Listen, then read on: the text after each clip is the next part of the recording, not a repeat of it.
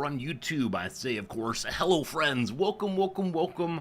How we doing? It's lovely Monday morning, my time, Sunday for you all. I know for many of the Americans, it was a long weekend. I hope you enjoyed the extra sleep time or hangout time or explosions time.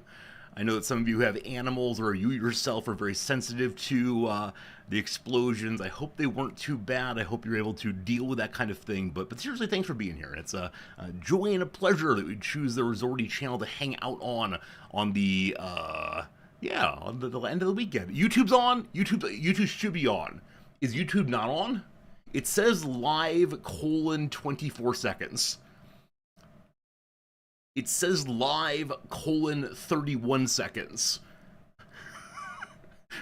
Maybe you all are just greeting YouTube, not saying, Jan Resorty, you've forgotten yet again. YouTube's on, YouTube's on. Anyway, how the heck was your weekend? I've been gone for a day. If you're over on the Discord, you know I had a very unfortunate moment with with one of my colleagues in which he would not stop talking over me, and I was not particularly polite in that moment. After about 5-10 minutes of him talking over me in every few sentences, I may have yelled. I may have yelled in public. I don't like doing that. I don't like that I responded that way. Anger is not great. I was in the right. Yeah, very kind of you. Very kind of you to say that. And, I'm just me. It's fine. It's fine. It's just, it's not a great way to behave towards people, especially ones that I consider to be necessarily close to me. Like, I'm going to work with the guy long term, so it was not a great moment. I think I struggle with boundary setting. I tend to defend my boundaries a bit too more aggressively once I set them, in the same way that if I try to be confident, I turn into an overly aggressive person. Anyway, those are /therapy concerns, so not for right now. George, that's right. Any one of those respect my authority shirts. Get knobs to fire them? I mean, I shouldn't say this, but honestly, when Noms was first brought on here, this guy was on the cusp. This guy's on the cusp because he was very, very aggressive with students, and she in the chair had a serious conversation of either you're gonna fix this or else, but that's how it goes. Not me trying to figure out who this colleague is, my journalism skill of Google searching. Oh, man. I may have given too much information, and now Klaus is digging through. I will give you no more information, sir. In fact, maybe I should offer confounding information now, things that lead you away from it. Is this creepy? I can't decide. No, Klaus, you're not creepy. You're writing a newspaper article about me, surely, so you're just doing background research. Dogberry, yeah. I mean, I don't know. The reaction in the moment, followed up by deep, deep regret of should I have done this thing, is sort of a hallmark of a lot of our lives, I think. Man, I don't even want to tell this part. I don't even want to tell this next part, but after I got home from this terrible experience, I did some grading, and I should not have done that. I was not in the right brain space for grading, and I was grading was probably unfair to the students, so I went back and changed some grades this morning, rethinking what I had what I said, and there's one in particular I feel bad about. I have a very, very strong student in terms of basic capacities, but he's also a student who waits to the last minute to do most things, as I think a lot of students do, because gosh, life's busy and they're scared, etc., etc. And yeah, so the student turned in a paper that was poorly developed, and he himself said it was poorly developed, and he said he waited till the last minute and only got to work because of the deadline. And so after offering fair and reasonable commentary on his paper, my last paragraph included the phrase, this paper likely deserves a C-. I don't think that will help you in any way, though, or help you to improve, so let me be more direct. Waiting for deadlines is an immature behavior. Grow up. Oh, we don't like that we did that. we don't like that we said that. I mean, on the one hand, it's true.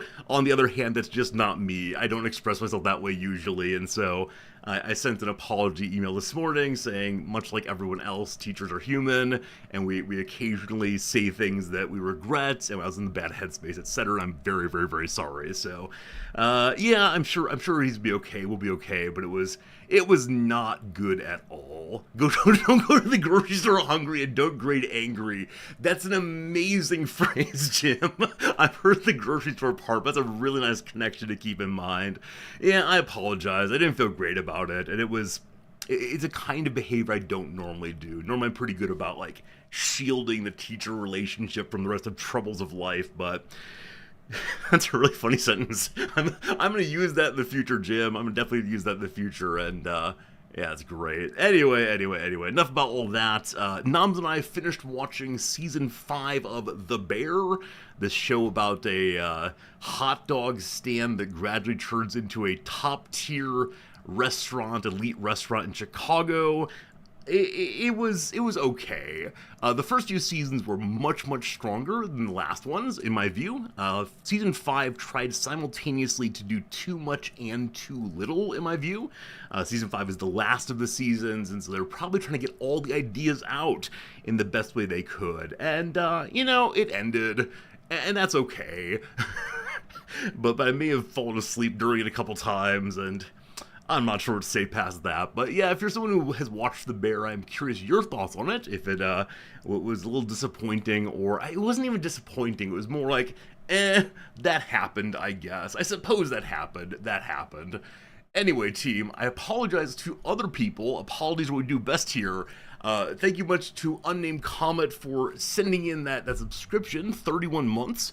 I'm sorry you had trouble with your Prime sub, but thank you very much indeed for your kindness. Fuhart, thank you also for the resubscription, 30 months. Wow. And then Jamba Bamba, thank you for the 28 bits. 28 bits there. I will spend all stream, Jamba Bamba, wondering why 28 bits. Also Jamba Bamba, possibly. Like, it's like the numbers in Lost. What do they mean? What do the numbers mean? Hey, Spracknell, is it worth subscribing to Hulu to catch season 5 of The Bear? Like, if you're really invested in the storyline, if you think it's something that you can't rest without knowing what's going on, sure, but if you're not someone who's already really invested in The Bear, and if you don't need a bow tied on it, then yeah, let it go. Yeah, Jim, exactly to both of you, Jim and Spracknell. It was a lot of yelling, especially that Christmas episode. And I think that those episodes are meant to make the viewer feel uncomfortable. And mission accomplished.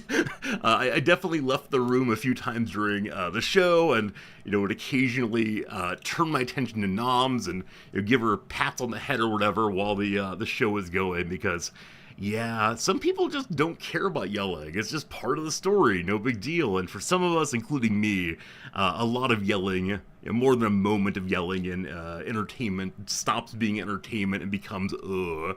So I'll say that season 5 addresses the yelling more fully. And it is the case there's an attempt to limit the yelling. How well this succeeds is a central plot point in some ways, so I don't know. Yeah, the relationship between passion and fury, passion and anger, passion and other perhaps less pro-social emotions is very interesting to me. Because I don't think I get passionate in that way normally. But I know that some people really do, and I don't think it's terribly helpful for folks like me. I don't think it's conducive to a good life for people like me to have those things connected. But yeah, definitely the Bear Show connects them in a big way, and it asks some good questions about the nature of passion and what it is to devote yourself to something bigger than you. That makes people happy but might not really matter in some fundamental way. I'm not quite sure. But anyway, the show is done now, and I will talk about it never ever again. The end. Other than that, what do we do? A lot of reading over the weekend, that's true. Drew, I have to agree with you. The central case, okay, I'm never talking about the Bear again. Here I go. I just didn't wait long enough for commentary, so back to the Bear. Yeah, the character Richie, played by Oh, what's his name? He goes by three names in his professional work, I believe.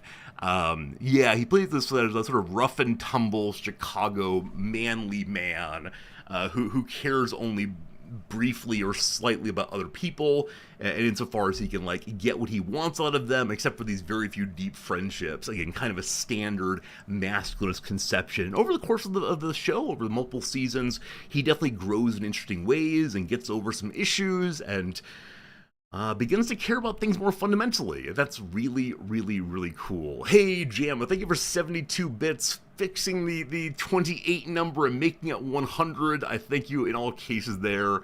But yeah, thank you a ton. Thank you a ton. 28 was good. 72 is very kind of you. Don't feel obliged ever to give money to the channel, though we do appreciate it very much indeed. Cypher, you are correct. The movie Whiplash is very similar. About devoting yourself to drumming. Do you want to be one of the greats? Then you must suffer, as the story just has. I don't know. I don't know. Like the individualist story that says, in the pursuit of excellence, one potentially needs to destroy themselves, and only those who risk being destroyed can pull off glorious outcomes is really kind of sad. Really, really kind of sad, IMO. But maybe it's true. I don't know. I don't know. We can read lots of stories and see lots of films about people who do make that bargain and suffer terribly and then pull it off. But of course, there are many, many more who suffer very much and then do not succeed, and that's probably sad. But anyway, oh, look at you all giving random numbers of bits, throwing off my sense of how many bits we've gotten today. Thank you, George, for the 13 bits, Flug the 23, and Klaus1289 with the 159 bits. Thank you, thank you, thank you all. Those are very strange numbers. I can't figure them out, not even a little bit. But thank you for your generosity. Hey, Dogberry, thank you. That is the actor who... this is the actor who plays Richie in The Bear, Eben Moss Bachrach. I don't know how to say his name. It's a very unusual name, not one that rhymes with anything I've seen except for Burt Bacharach, or however he says his name. But I think I saw him also in the film, One Battle After Another. I think he was in that. So I think his good performance on The Bear has gotten him access to a lot of other sorts of films and so on. Oh, speaking of films, Noms very much wants to watch the Sheep Detective movie. Any opinions on the Sheep Detective movie with Hugh Jackman that came out not too terribly long ago? I watched the trailer, and it seems to be a family movie in that it might be aimed towards children explicitly, but with enough going on for adults to smile too. But I don't know if that's actually true. It's just a trailer judgment. Your wife and in-laws liked it. Reeve, does that mean you didn't like it? You've heard good things about it. You want to watch it also. Your kids loved it. It looks fun. So there's nothing there that's negative on there. Okay, here we go. So Pharaoh's saying it is aimed at children, but your wife watched it. Pharaoh, do you know if your wife enjoyed it, or if it was instead aimed at children, but I'll get through it anyway? Did she fall asleep on the couch, possibly? But Nam said she wants to watch it. It's apparently like the fifth most popular online film in Japan right now, and so it is the case that when things get that popular here, she often wants to check them out. You played Space Marine instead. Who needs things for kids? Kill, kill, kill. Many adults in your circle enjoyed it. Oh, awesome. In that case, we'll definitely check it out. Probably on a night when we need something a little more chill to experience. But yeah. Oh, you thought it was similar to a Knives Out film, but with sheep. Yeah, I mean, Knives Out has been such a smash hit, right? The successful serialization of a new detective character. I guess I wonder rather, when was the last successful serialization of a detective in film? Like, obviously James Bond comes to mind immediately. You know, definitely the case that it is a rare thing to pull off, though, right? So many shows have just the one detective and then never again. The one detective in film and never again. I guess, like, the Kingsman series tried to be a kind of extreme violence, edgy version of the same. I watched the first Kingsman, wasn't terribly impressed by it, and then The more recent ones I've heard were even gorier and even more extreme. Oh, the Batman. See, this is the problem, Eyes. I always forget that Batman is part of Detective Comics. But good call. He is definitely definitely a superhero cum detective, or the other way around. I'm not sure which one goes first here. Then a few Sherlock Holmeses. See, that's true, right? There's been the whole series of Bender Doodle Kumbadubada, and unfortunately, I don't think of Sherlock Holmes in this way, simply because he's so unbelievably established. I think in terms explicitly of new characters, right? The Knives Out, I believe, is an original character, though obviously plays into lots of lots of assumptions and tropes of earlier detectives. But yeah, it's interesting. There were a lot of Batman films, though. See, I think I'm now worried that I'm delimiting the category of what I'm looking for in such a small way that there's only one possible answer, and it's mine, which is actually not what I'm looking for here. But maybe Perot. Oh, Klaus, were there Perot films? I honestly don't know this. I've read some Agatha Christie, but I haven't seen any television shows or movies of Perot, but that doesn't mean anything in particular. New Spider-Man show, Nick Cage. Okay. Y'all are giving me a lot of films to look into and shows to look into. I do enjoy a good detective story. It's Poirot. Sorry, it's French. Oh, no, it's Belgian, isn't it? It's Belgian French. Oh gosh, what was I gonna say though? I'll just say something just before the correction on my pronunciation. I don't know. Oh yeah, I like a good detective story. I'm currently reading a what's his name? Raymond Carver. Is that right? Wait, which one's which? Raymond Chandler. I'm reading some Raymond Chandler right now. The series involving that private eye guy whose name I've forgotten. It's Nick something probably. I started reading a book of his, and holy cow, is it racist and sexist. Occasionally I forget just how casual racism and sexism of really, really explicit sorts could be in an earlier era. Like, I expect a little bit of it when I look at that era, but anyway, it's engaging reading the private eye. In some measure, started the idea of private eyes. Definitely pushed the private eye idea to the mass culture. So we'll read that and see how it goes.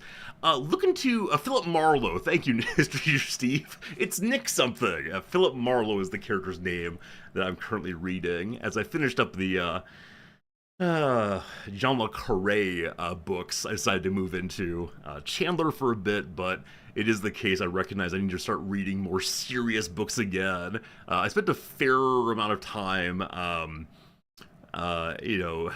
reading nothing but serious books, and then at a certain point, maybe 3 years ago, I said, okay, it's time to expand into more generalist fiction, just take a break, and now it's probably back into serious books, which means very, very long, very, very weird books, which I do enjoy, but they're a bit of a labor to get through. I have the newer what's his name? Starts with a P. Pynchon. I have the new Pynchon book to read, which will be the way I start on that one. I think there might be a new Pynchon movie or TV show or something. I don't know. Something like that. A 50s radio drama you listen to is a detective adjacent one about an insurance detective. An insurance detective. Huh. It's filling out his expense report. That sounds like the most nerdy, boring possible start, but I'm guessing it fills out in really funny and interesting ways. So he's just filling out these forms, but to fill them out correctly, he has to go solve a murder mystery or the mystery of the bumper scratch. Who knows? Anyway, thank you all for talking to me about these kinds of things. I don't think I have anything else to share with you right now, and I do want to get into gaming before too soon, so it's time for me to go ahead and pull up today's word of the day. Yesterday was a semi-quincentennial. All good stuff. Today's word is acquisitive. I'm guessing you know this one. It's sin. Sin, my friends.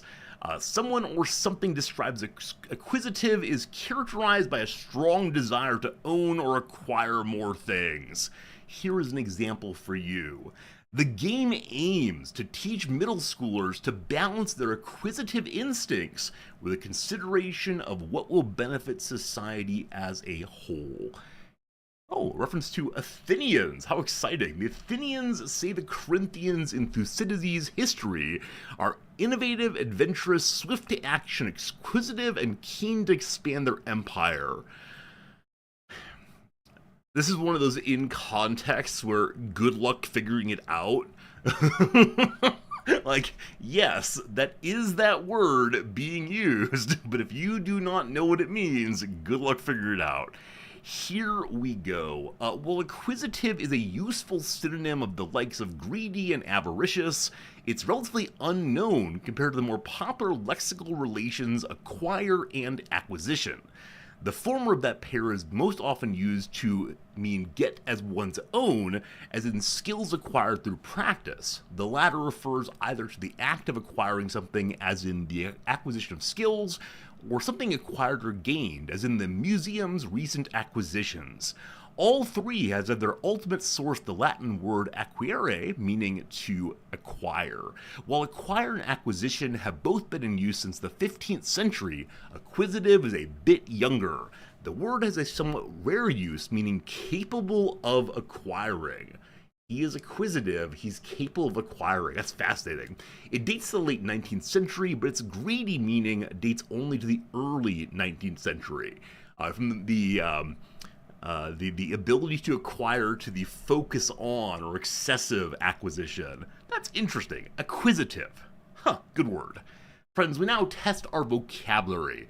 Unscramble these letters to create a noun that refers to excessive or insatiable desire for wealth or gain. It's clearly AI crave. What do I crave? Brondo. Did you see the New York Times? It's avarice, of course. Avarice, good job. Did you see the New York Times critic on what movie best presents the American spirits these days? One critic said it was There Will Be Blood, the film about oil men who ruin each other, even family, for the sake of more money. The other one, I think a viewer poll did indeed say it was Idiocracy. How do we feel about this team? Actually, I don't want to talk about this. You know how we feel about this? We feel bad about this. we gotta work on that team. We gotta work on that. There Will Be Blood and Idiocracy, very, very sad. Yeah, Dogbrain, it's possible, of course, that people are going for responses here, right? If you choose something that is like over the top, leading into the worst of us, it gets attention, it gets rants and response, and so there's a little bit less focus on the positive things, right? I don't know, what's a nice movie about, excuse me, a nice movie about taking care of others or caring about one's neighbors. I think like Americans do this also, it's just not as showy, etc., etc. Can't we all be nice? Why can't we all get along? Etc. Grobzilla, it's good seeing you. It's been a little bit. The weekend was very good, and I hope that yours was also. Valistar, thank you for that follow. It's good having you with us. Team, it's time for trivia. Good luck, everyone. Consumer stuff. The original 1920s recipe calls for Worcestershire sauce, but anchovies have since become a staple of the dressing used in what dish? Is this Caesar salad? We know that Caesar salad is not that old. We know that it uses anchovies today. I can't remember if it's 1920s though. We're gonna say Caesar's salad. Ah, very good, very good, very good, very good. I want to go back to how movies were made in the 50s. Oh, you're a grand old flagger. Yeah, maybe so. Question number 2, here we go. Entertainment. Establishing his preference for ambiguous endings, Following and Insomnia are two of the early films from what director? Ambiguous endings. So I'll say directly, I don't know these two films. And I'm trying to think of more recent films I've seen that have ambiguous endings. Like, Chris Nolan films feel like they may be a bit ambiguous, but I have no idea. We're saying Christopher Nolan.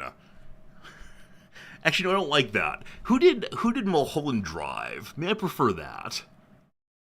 Yeah, Mulholland Drive never quite works out. It's the same guy who made Memento. Is this Christopher Nolan? Didn't Christopher Nolan do Batman? Is this the same Christopher Nolan? I'm putting Nolan in, and we'll see if it's right. Hopefully so. Okay. Okay, we're good. We're good. Everything's fine. Now, is Christopher Nolan the guy who made Batman also? It is. I actually didn't realize they were the same person until this moment, and I worried I'd forgotten the name. Anyway, that's great. I'm very happy I got that one. Yeah. I've looked at a fair amount of responses to the Odyssey trailers and the upcoming film, and people are so dumb. No, that's not very nice. People are so mean-spirited and focusing on the most annoying of minutia.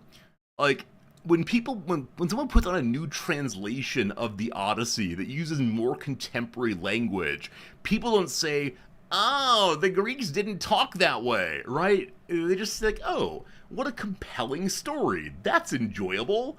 There's a recent translation of the Odyssey that uses curse words to try to insist on how strongly characters are expressing themselves. The nerds don't say, "Oh, they didn't talk that way," right? Instead, they just say, "Oh, what a good story," and it makes me so sad that people get hyper focused on, "Oh, they didn't have that kind of armor." Like so what? So what? The point of the great sagas is to be inspired, be curious, wonder at the variety of people's like motivations and lives and the troubles they face and all the rest. I don't know. I don't want to say like we shouldn't be niggling nerds when it comes to massive creations. That's all we know how to do, though. If you're making a historical movie, the least you can do is try to be accurate. Okay, it's possible I'm wrong on this one, but I don't believe there were ever cyclopses who tended sheep. I'm not sure if I'm right, but I don't believe there's a man with a foot infection who had a bow that could shoot true every time, right? This sort of thing. This sort of thing. I don't know. I get a little stuck on, like, mean-spiritedness, maybe. You could find a one-eyed shepherd. Would he get tricked by no one, though? I don't know. Some of the criticism of the cast members is a stand-in for culture wars. Dobry, when you say that, is it like they don't all look Greek enough? Is the claim that, oh, that person's skin is too dark for a Greek person? That kind of thing? If so, none of these people, are from the Homeric era. There's already an issue there. I don't know. Like, they're wearing contact lenses. What? They should be blind. I don't know. I don't really care about this too much. Maybe it's a me thing. Regardless, question 3, here we go. Churchill, Manitoba is considered the polar bear capital of the world, thanks to an annual migration of bears to what body of water? Team, this is the part we're going to say directly. I don't remember where the various Great Lakes are. It also like might be Hudson Bay or something. So what comes to mind is like Lake Superior, Hudson Bay, the Pacific Ocean. It's one of those three, I believe, because I'm fairly sure that Manitoba is an out to the west kind of thing, or maybe up to the middle thing. So I'm going to say it is Hudson Bay, and when it's Lake Superior, and be very annoyed. Hey! Hey! Hey! Hey! I now wish to see where Manitoba is, and if Lake Superior is anywhere nearby. I mean, it's not so far away, right? We can all agree it's not so far away. Oh, did it say polar bear's contraption? Oh. I thought it just said bears. Well, I'm very glad I got that one correct. Whew. Whew. Whew. Yeah, hopefully no polar bears that far south. As many of you might know, we're currently dealing with an incursion of Japanese brown bears, black bears. Oh no, lunar bears. That's what they're called. Yeah, Japanese lunar bear. Behold, look at the lovely moon it has. This thing will eat you alive. These are the ones that have been coming more and more south and more into occupied. That's not right. Inhabited land here in Japan, and it is very unfortunate because we don't really know how to deal with this stuff here. There have been more bear attacks in the past year than there have been a very, very long time here, and the police aren't quite sure what to do. The government's not quite sure what to do. They're kind of just out there right now. Japan is a very pro-bear position or pro-animal position when it comes to natural life, and less so with pets. A story for another time. Question number 4, arts and culture. Starting in the midst of a 7-year voyage, I sing of arms and the man is the opening line of what 9,896 line poem?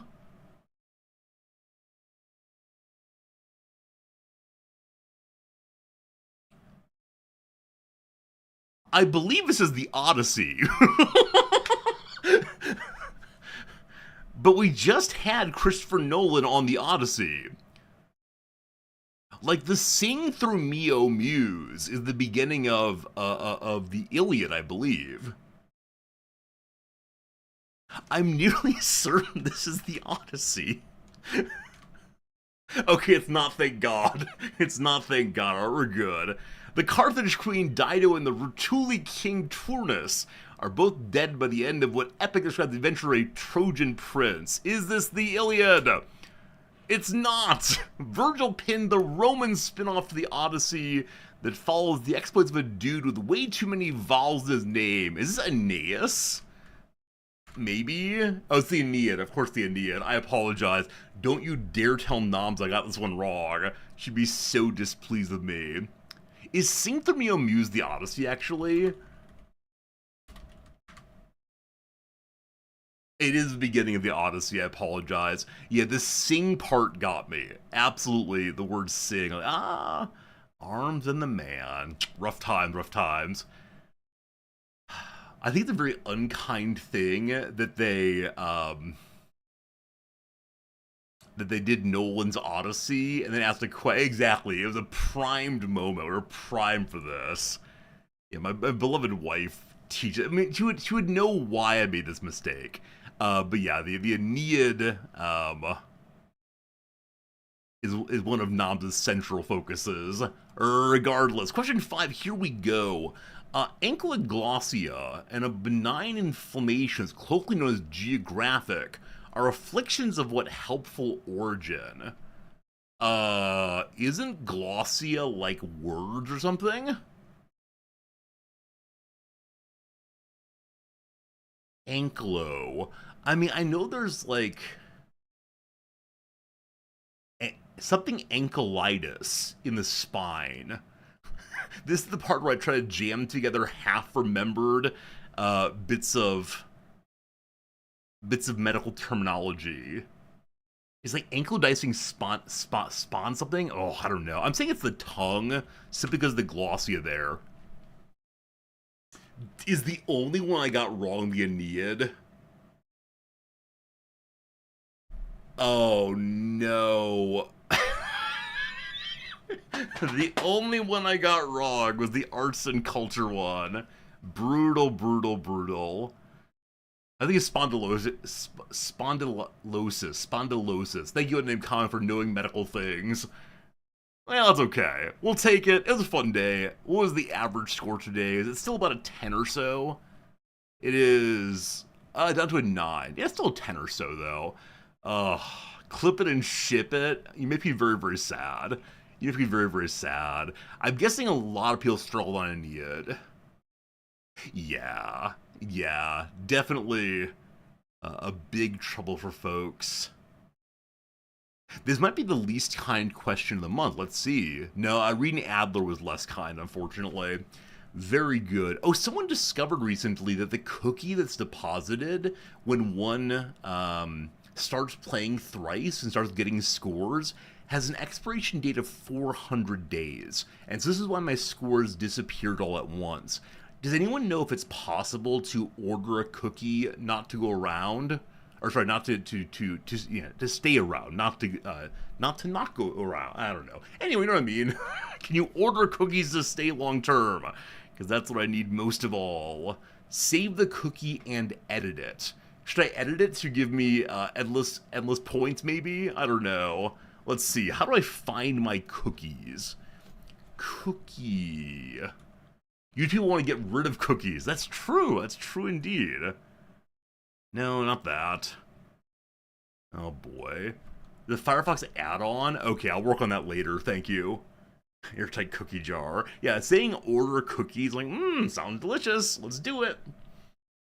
You've never heard of the Aeneid, you've heard of the myth, but not the poem epic. Yeah, I mean, the Greek, is this true? On the whole, Greek literature is much better known than Roman literature. And I actually don't know why that is. I mean, of course, the case that a ton of Roman literature is attempt to work out Greek ideas within Roman culture, and so the desire for the original might be fuller. Also, the kind of religiosity in Rome made for less interesting stories, possibly? I don't know. The Romans are too derivative, absolutely. Absolutely, indeed. Alright, team, let's go ahead and do the redactyl for today. Put any word you want to in either of the chat rooms. I will type them in, and we'll discover what Wikipedia page is on the screen right now before our eyes. System. System, there are none of those. How about the word modern? 7 moderns. How about Mongolia misspelled? Now, Mongolia indeed. That's a good call. Good call that the American democracy story is probably one that informs a lot of our reading. I don't know, though. I think Greek culture is far more influential in North and West Europe. I don't know. Might be worth looking into. Let's keep going. Bassoon. Nope. How about the word marine? Nope. How about the word period? I like it. 27 periods. Well done there. Well done indeed. I like that a lot. How about fire? 2 fires. Aeneid. None of those, unfortunately. How about I misspelled it, didn't I? I did Aeneid.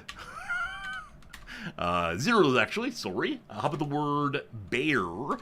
Bear with me, there's only 1. We did modern before, didn't we? Yeah, we did modern before. Library, there are no libraries. Ancient, we have 8. Ruler, there's but 1. I bet that period word in there will be helpful. What kind of periodicity do we have throughout history? That rhymes. History teacher Steve, if you want to make a history class rap for your students, go in through history, we find our periodicity. Periodicity, that's hard. Greek, 5 Greeks. Dinosaur. No dinosaurs. Europe. 6 Europes. The word fossil, perhaps. No fossils at all. How about the word season? 27 seasons. Nice. Late, there are 15. Mid, we have 1. Century, there are 28 of those. Last, 22 among us. How about the word autumna? There are no autumnas. How about history for 4? Religion, 3. The word Greece, 7 of those. How about the word flood? 1 flood with us. Is it football?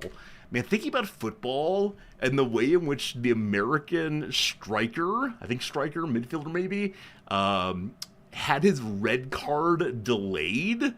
Have you all seen this? One of the very good American players got a red card, meaning they're sent off the field and not allowed to play in the next game. The next game is part of the World Cup, and so FIFA has delayed the application of the red card.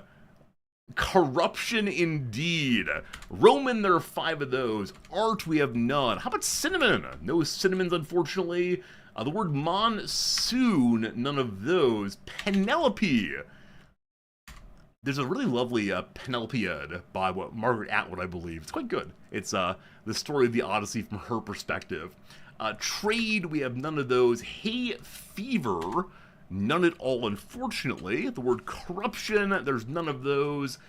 Arbitrary, none of those. First today, we have 73 firsts.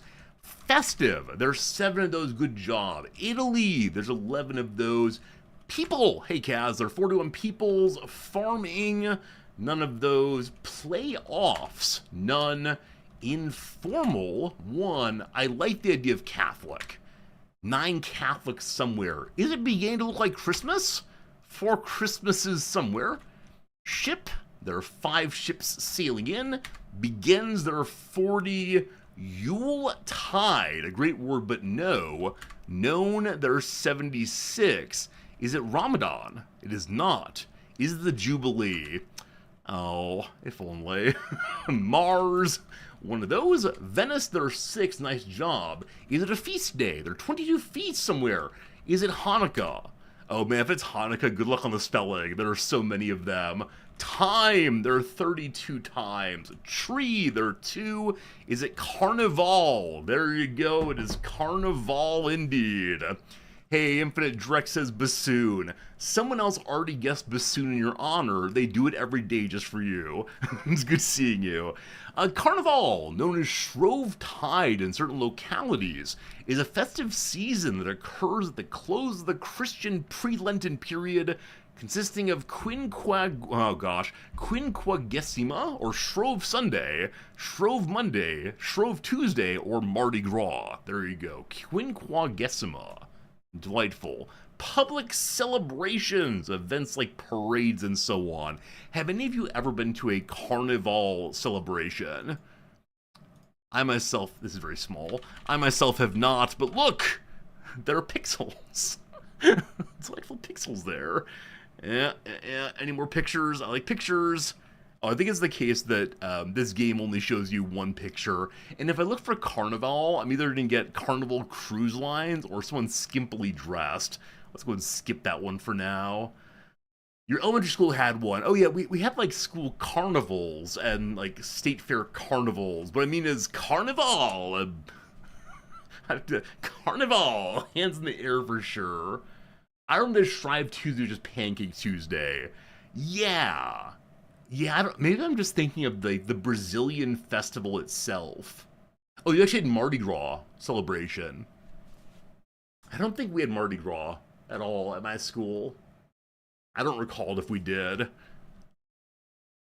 No, pretty sure no. Anyway, let's go and do a round or two of the old Rizdactyl before we get into today's gaming. This is the part of the show where I know a word and you do not. It's an exercise in ignorance. Something like that.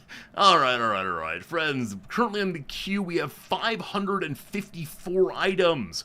We'll go ahead and do one of them from a very recent period, one of them from a very long time ago, and one of them is random. First, the random one. Randomly selected, I like it. This is by DDD. I don't know who you are, DDD, but thank you for the good submission. Friends, on my screen I have an etc, etc, etc. Good luck and Godspeed on the questions. Yes, no, here we go. What do we got? This is fascinating. Is it alive? No. Is it Chris Nolan? No. Is it Kirby? No. Is it a person? I don't know enough to answer that question. I don't think the philosophy guy is here to argue about personhood. I honestly don't know enough. Is it fictional? No. Is it an event? No. Is it a place? No. Is it historical in some sense? Yes. Not a place. Is it a personification? No. You'll argue about personhood? Thank you. I'm fairly comfortable saying person. I'll say person in a non-philosophical way. Is it a human? Yes. Is it an animal? Yes. Is it AI? No. Is it an office holder? No.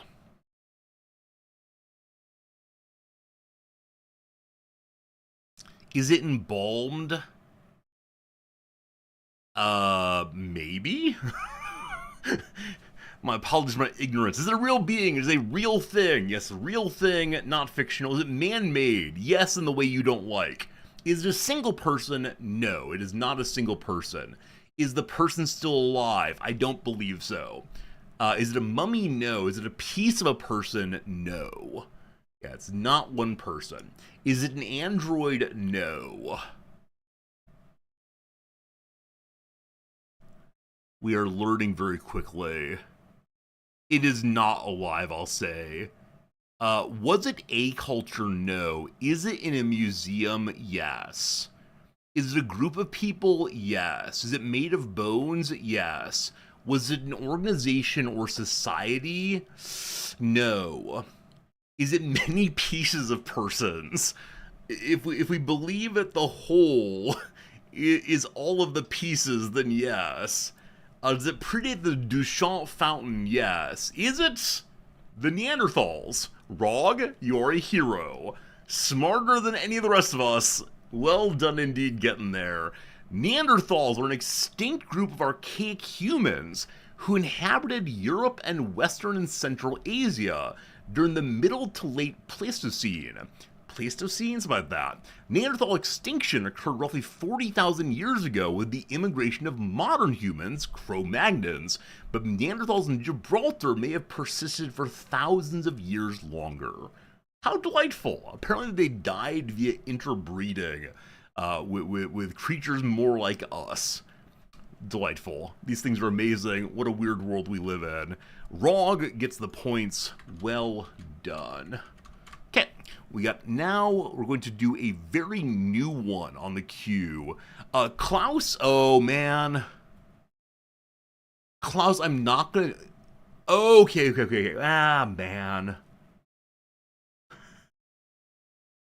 Klaus, because you bribed me earlier, I'm gonna go ahead and do your not most recent, but penultimate submission here. I think it is... I'm not gonna say anything about it.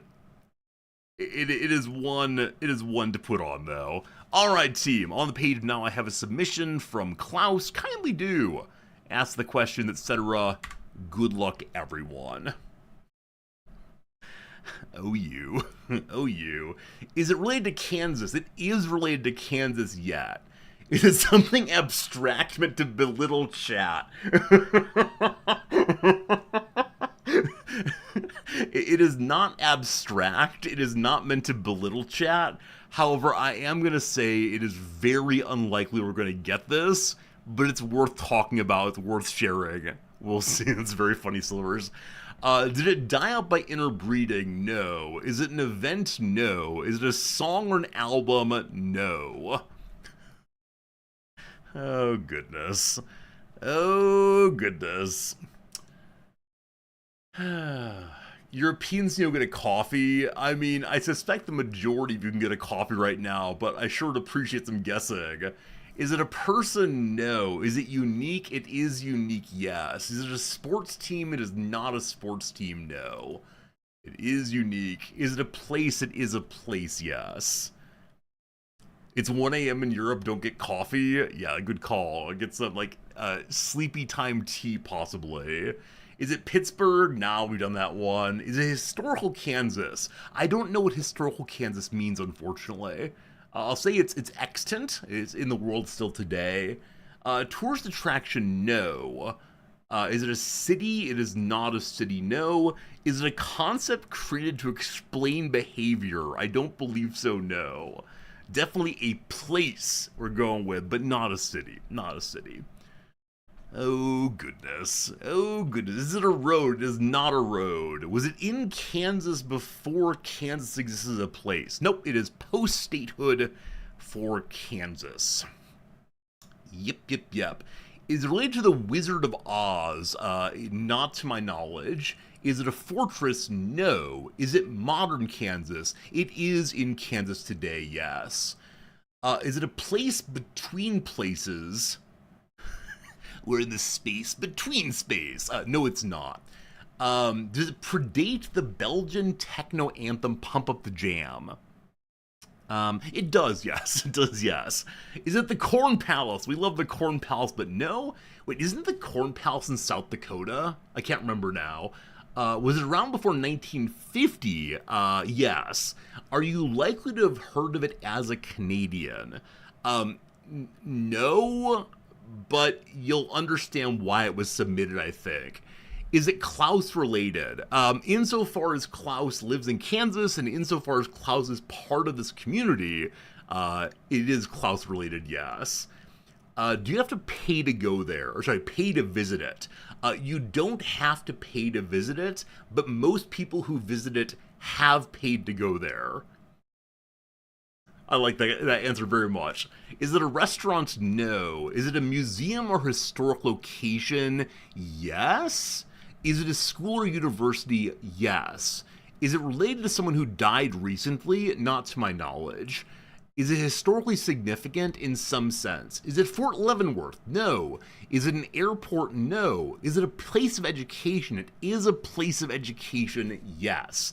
A presidential library? No. The University of Kansas? No. The Salt Museum? I love this so much, but no, it's not. Is it Smallville? It's not that. Is it McDonald's Hamburger University? Is Hamburger University in Kansas these days? I knew of it as being in Illinois last time I looked. Is it geographically isolated? In the sense of, like, can I define its borders? Yes. In the sense of, can no one get there easily? No. No. See, I think I'm going to say at this point, we're done with the game. We'll give it a few more goes, but you're not going to get it. Is it Kansas State University? No. Is it Wichita State? No. Is it in Arkansas City, Kansas? I don't believe so, no. Is it Pittsburgh State? A fine guess, but we did that one before. We'll get 5 more guesses and then call it good. Is it twine related? Can you imagine if the world's largest ball of twine also had a university attached? I love it. Is it private property? Yes, it is. Is it Brown versus Board of Educational National Historical Park? It is not, but I love it. Does it include the word college? We don't play the game that way, but no. Is it related to beef? I'm guessing some of you are going to have a beef with Klaus because he submitted Friends University. It is a university that was started by the Quakers. Someone found a way to get the Quakers into the Rizdactyl without submitting the Quakers. Private non-denominational Christian university in Wichita, Kansas, United States. Founded in 1898. Originally built for Garfield University, but was donated in 1898 to the Quakers. Well done. Excellent, excellent, excellent. That was a good one. We'll say it that way. As a fellow surreptitious Quaker submitter, you approve of this? Are you the very recent submitter who did something involving the letter W? Maybe so. Maybe so. Maybe so. So not solved, unfortunately. That one goes in the junk heap, but it was fun. We got one more to do here. One more to do here that was from the past. Yeah, from last year sometime. Let me see what I can find quickly. I think that many of you will be able to get this. Yeah, from YOLO Swaggins on November 4th of last year comes an excellent submission. Friends, it's on the screen right now. Kindly do make some guesses, etc., etc., etc. Yeah, you'll get this one. Not you personally, but someone you. Is it a game? This is no game. No, it's no game indeed. Is it a place? It is not a place, no. Is it a person? It is not a person, no. I'm having to read and learn things. I know, Pharaoh. I'm sorry for making you all one Goomba.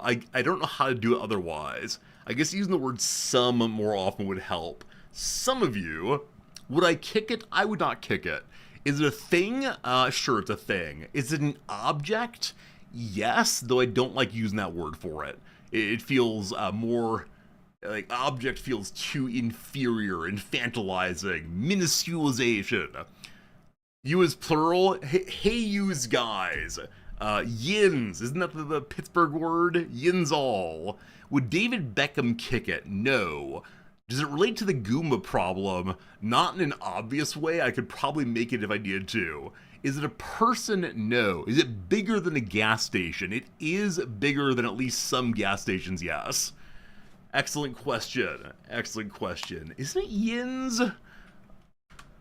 In Pittsburgh? Let's see here.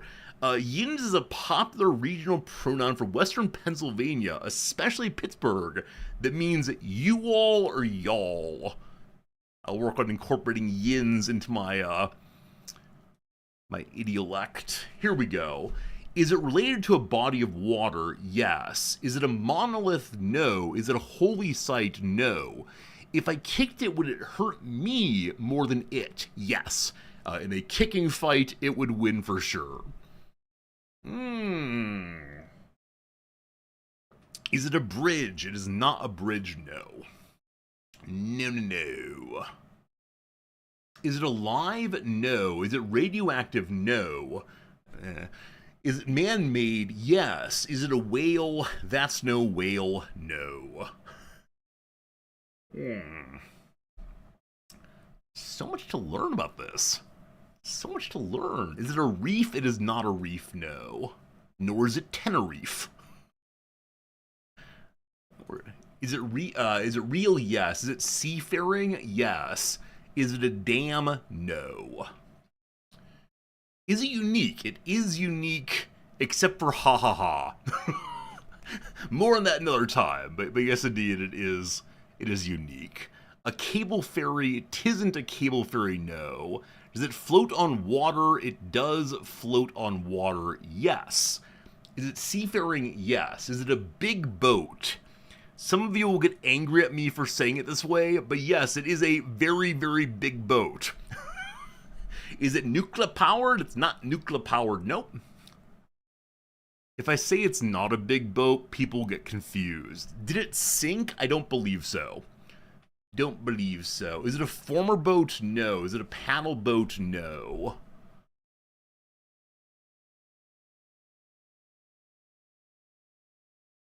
Is it a warship? Yes. Does it have a pool? Probably not, no. No, it is a warship, so I'm going to say a very big boat is a ship. Does it have a crew? Yeah. Is it actually a ship? Yes, it's actually a ship, thank you. Is it the HMS Victoria? It is not the Victoria, no.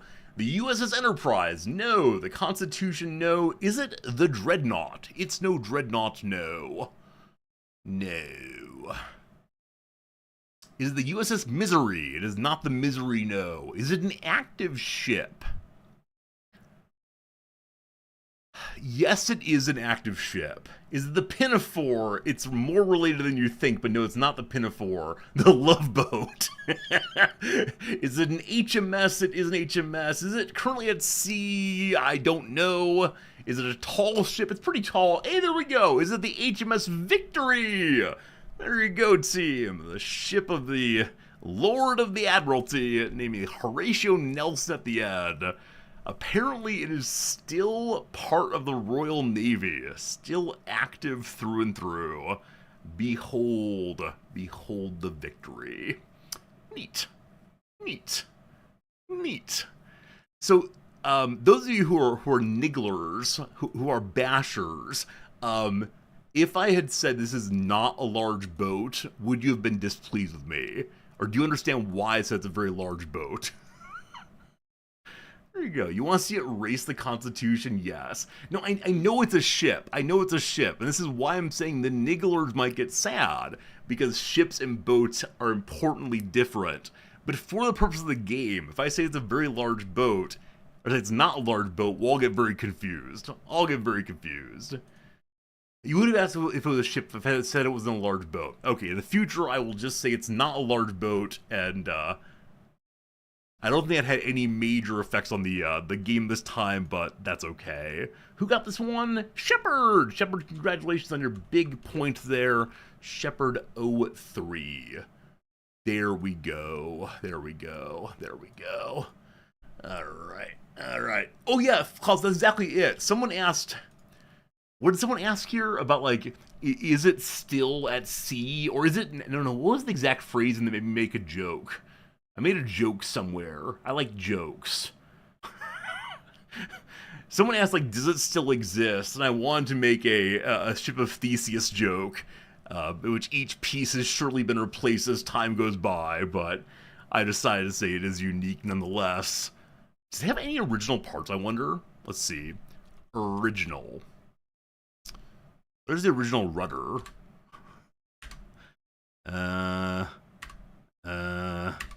Well, that's enough of that. Friends, it is time for us to go ahead and play a little game called Rogue Legacy 2. It is the case, I'll say directly and insistently, that I played a bit over the weekend. Not a lot, maybe 3 or 4 runs, just to help me get over some frustrations. And, yeah, what can I say past that? We've gotten some leveling up done. I haven't defeated any big bosses, but I explored the castle a little bit more, going back to places we were previously that revealed some secrets and made us stronger against the boss. So my goal today is to defeat the first boss of the game, Lamech, however we say his name. So this time we can do a mage, an archer, or a Valkyrie. I've yet to play the Valkyrie, and if we were to play her, I feel as if I need to sing the Ride of the Valkyrie the entire time. So Lady Emily is clumsy. We don't know what that means yet. Sir Judson II, that one-hit wonder. Yeah, I don't think so. I'm not going to play the single take any damage and die character anytime soon. Or Lady Jenny. Let's go and try Lady Jenny here. So, her main attack, dash attacks are always skill crits. Deflect on Y destroys projectiles. That seems very good. And then after hitting a wall, creates a storm that damages all enemies in a small area. Alright, our first Valkyrie ever. Bum bum ba da bum bum bum ba da bum bum. Alright, we currently have 665 money. We've gotten some new items, but I don't think we have anything to unlock right now of that price. So what I'm going to go is increase our maximum weight capacity by 1, thus allowing us to carry even more items into battle.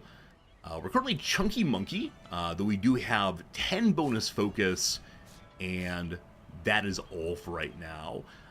It might be sensible to try to find a way to get 20 unity on 2 different pieces simultaneously, or 2 different sets simultaneously. So currently we have 20 unity on Scholar, which I think means we're not going to be able to get 20 on Leather. Is that true? Yeah. I don't know what Focus actually does. I guess we should go to the old glossary and look that one up. What is Focus? What is...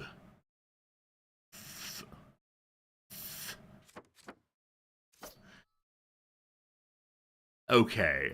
Has something to do with skill crit scaling. So our skill crits do more than they would otherwise. I guess I prefer that over vitality. Anyway, I unlocked this thing, the magical living safe. It is able to get, what, 10%? 1%? 10% of any money that you give to Charon. This time, though, I have literally no money.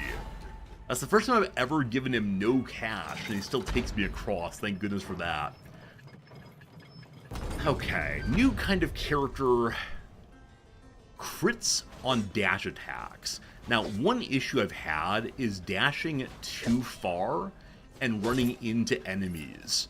So I did work on that. And then that's our deflectability. I don't think I've ever successfully deflected an enemy attack, so that'll be one of the goals for today, absolutely. Can I hit you? Well, hop over... We still have the contact damage on, unfortunately. And so we do still occasionally get hit by things I don't intend to get hit by, as opposed to those I do intend to get hit by. Oh, gosh. Another attack in. Okay, okay. Drop that. Good, good. I'm doing somewhat better on the earlier missions here that I did previously, or earlier fights, but it does kind of make me wonder how much difficulty increase there will be going into the next level. Is it just based on ability scaling? Like, is it the case that one needs to pick up XYZ number of upgrades before the next level, or will the actual battles be substantially harder? There's probably some value in not destroying things when I need some food,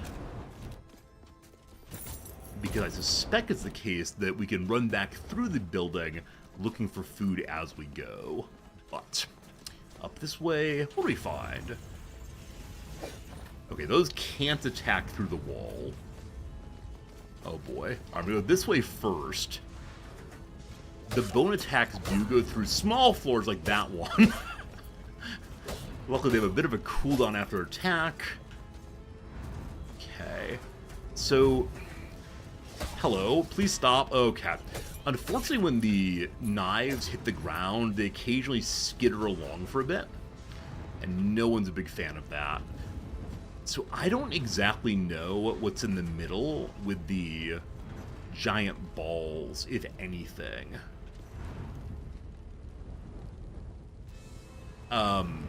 There's nothing, I believe?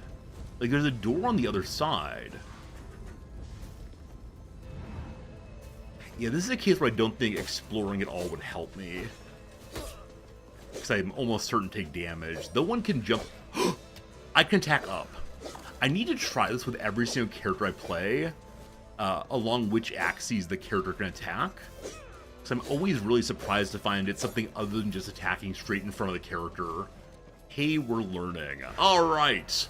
This is an old letter in which Z tells us about the glory of the golden doors that we must break through in order to...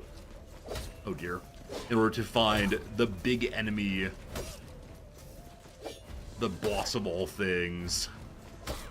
So we know more and more about the estuaries, the various keepers of this realm. We know that the ruler of this area, the Castle Agatha, I believe it's called. We're in Dasher? Yeah. Castle Agatha is ruled by Lambok, an old fellow that none of the other characters seem to be friends with. Kind of left all by himself. It's a very sad story. If only we could somehow convince Lambok to give up the life of trouble, woe, and a lack of community. Okay, I'll jump across here. I don't have any real preference on going up or around or where exactly. And I don't know what to do with this room. This room feels like it should have some secret in it, because there's nothing else going on. And you'd have to be, like, not playing terribly carefully to get hit by the spikes.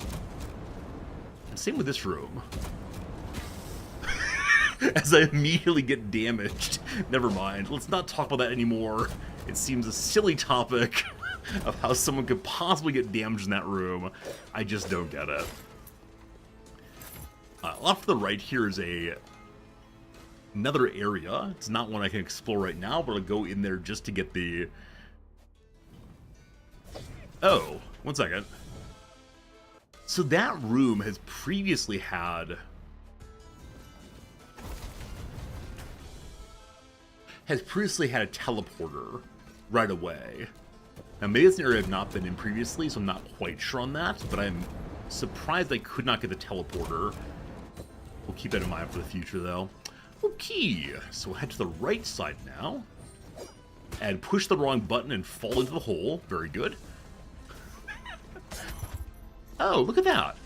I can use my spin, spin, spin, what I thought was merely defensive, to actually do some damage also. Now, not as much as my pure attack, but still. Okay, this is a case where I have to bounce off of it. I think we have to bounce off nope, never mind. No bouncing necessary. This is the room where we can get a teleporter, I believe. Hey, there we go. Have any of you seen a speedrun of this game, and how upsetting is it? I'm always really quite struck when I'm playing a game and people come in and say, you know, Resorty, this game's actually been beaten in 12 seconds. What do you think you're doing? Not beating it in 12 seconds. Is there anything else for us to do up this way? Looks like no, so we'll go back to the beginning of this thing. And then head in a different direction from the start here. That's right, I'm not beating the game, I'm having fun. I don't know if it's a worthy motivation. Get good or get out. What am I doing being bad at video games? Yikes. Unfortunately, that has been the shtick for genuinely years. So, oh boy, run. This room feels like it should have more in it than it does. There are no weak walls. However, I learned recently that there can be weak walls that are not marked. And I don't know how to feel about that, other than like when I played the old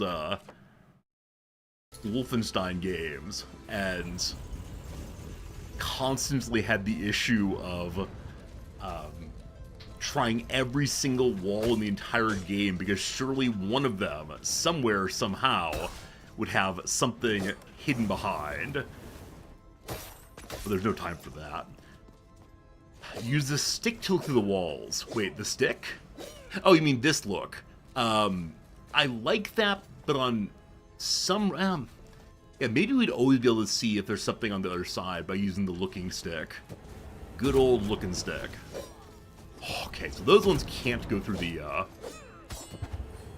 floor. Wait for the charge, swing. It seems that a lot of the early battles in this game are just a matter of timing, as opposed to, you know, need to do crazy damage or anything. One of the early tooltips said directly, just practice avoiding enemies, because many of them can actually be avoided by just standing still, which I think when one's first playing this game, that does not come to mind, because of course, there are so many enemies. They're doing so many attacks. You have to kill them right away. When actually, factually, no you don't. And so this game, perhaps like many, many others, rewards a kind of patience as opposed to like hyper-aggressivity. Now maybe in later missions, later areas, we'll have to be hyper-aggressive instead. Okay, so we can change out one of our abilities here to what? The Shockwave. Blast enemies with an audible wave, hold to aim, goes through walls, destroys large projectiles. So my Y currently destroys medium projectiles. I think this thing is I think it's a replacement for my B. It is, thank goodness. So it's more expensive, but it goes through walls instead of bouncing off of walls or exploding on walls. Okay, so this unique room here is one of the places where we previously found a secret. And I thought you could only find it the one time, but it turns out you can cast again.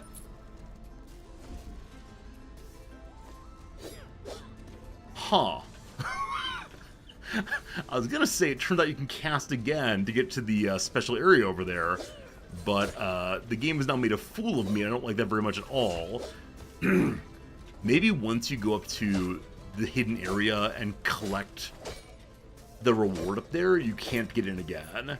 Because definitely there's a secret area up to the left, at least as the game begins. What is above? Lose no health. Okay. So fairy chests are all about accomplishing something that seemed a little difficult.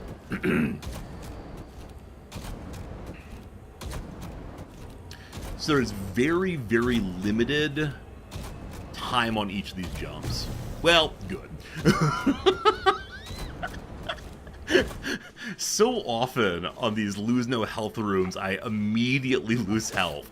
Maybe I do that intentionally as a way to remove the pressure from myself. We have a good time, though. Again, I can attack from below. Gotta remember that. Yeah, I can't attack on the diagonals, but any of the so-called cardinal directions seem great.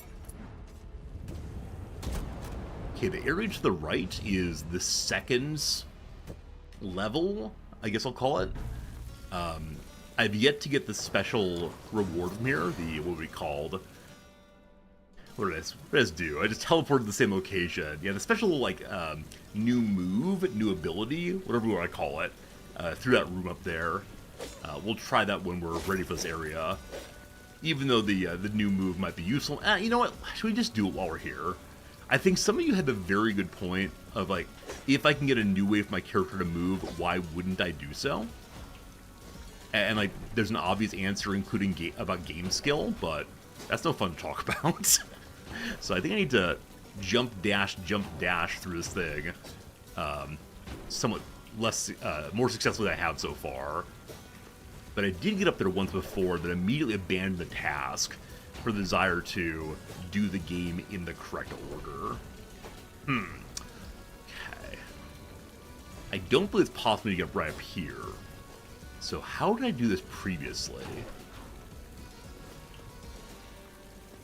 It might just be a failure of input, or was there some way I had the character go farther before?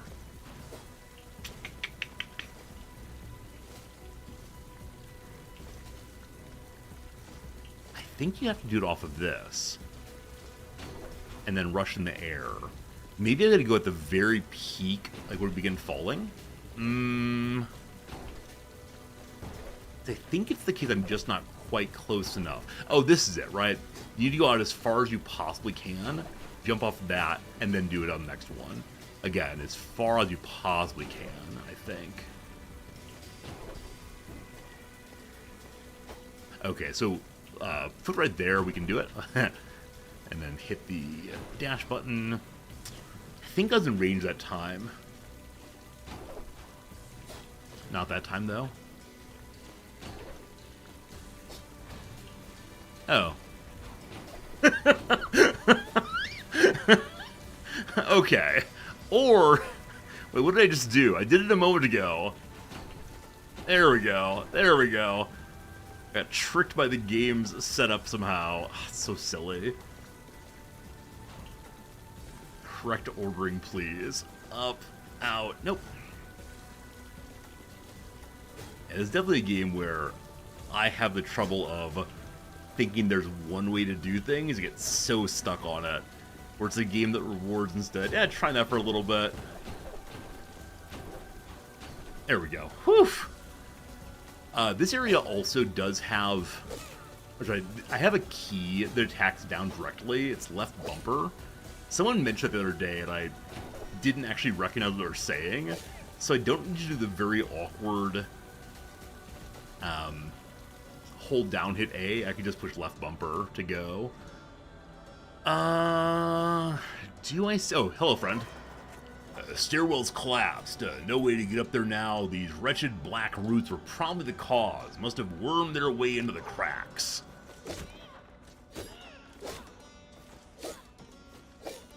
I don't know if there's any reason to destroy these other than to get revenge for Jeffrey or Gregory. Good old G guy. And they do, you know, rebuild every single time that one comes back onto a map. Okay, how do I do this? So straight big jump won't... Oh, do I have to actually bounce off of the enemy here? I can't jump off the wall. I bet I have to do this. Okay, better yet, there's a way to do it safely.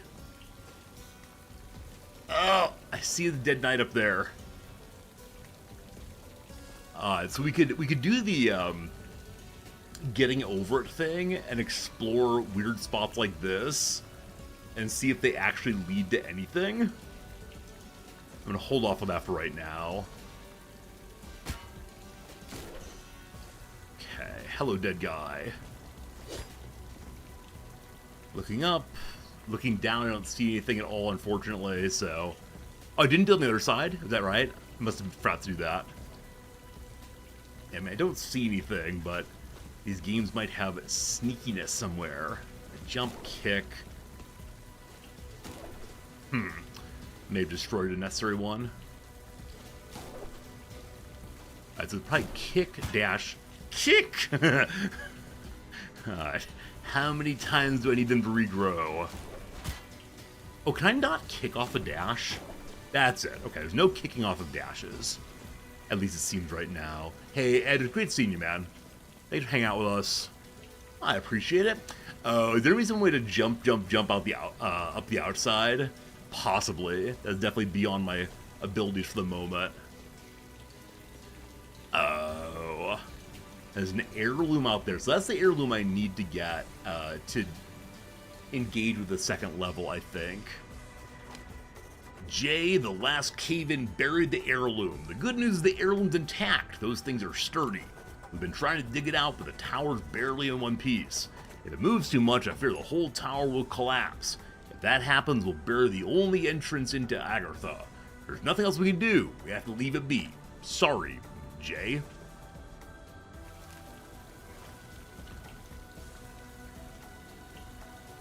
I'm trying to figure out why this thing is here. I would usually use it to kick off to go up.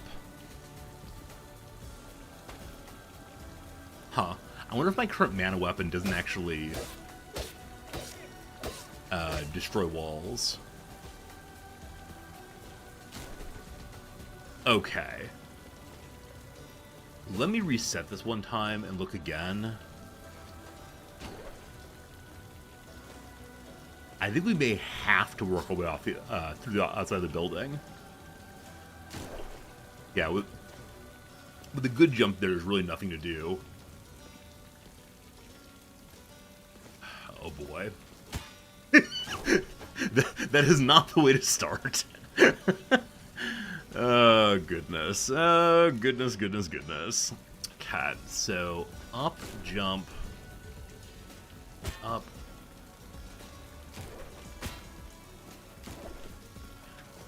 I think I'm still doing that prior one wrong.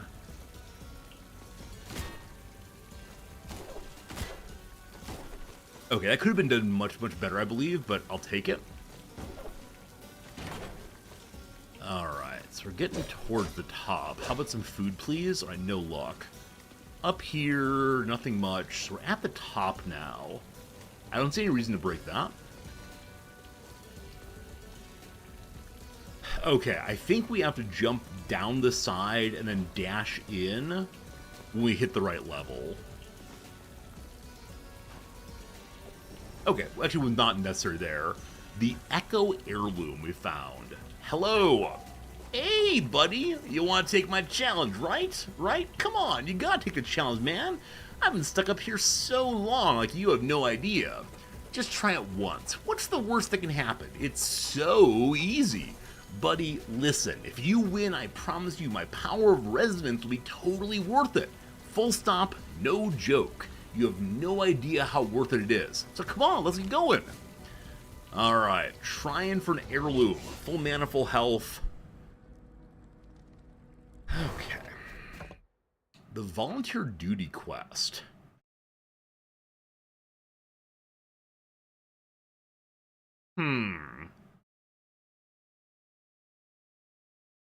There it is. So volunteer duty is just prove your worth to Echo.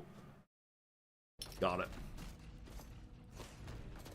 Your spin kicks are now Echo kicks. So I don't know what that means. Let's find out right here.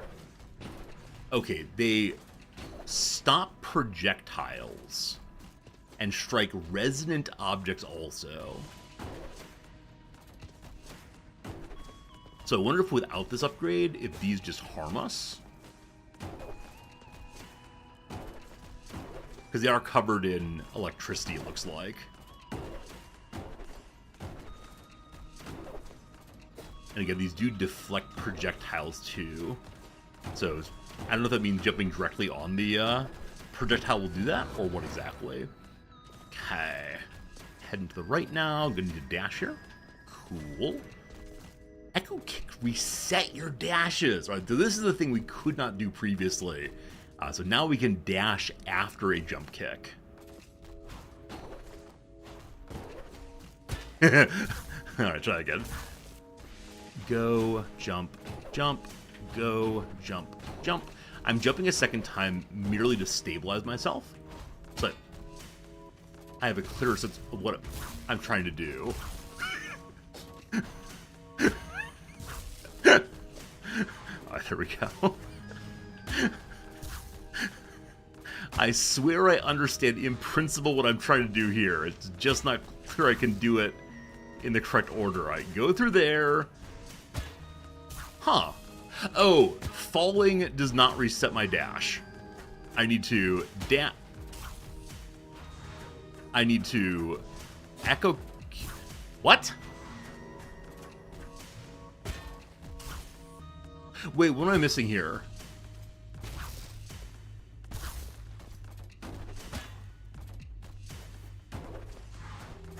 So, okay. I needed to echo kick before going in, even though I didn't dash to get there, maybe? So, jump, dash, dash, jump. Oh no. Okay, we got food anyway. Wait, why? So I think I walked into the teleporter. I guess you can't dash off taking damage. Maybe that's what it is.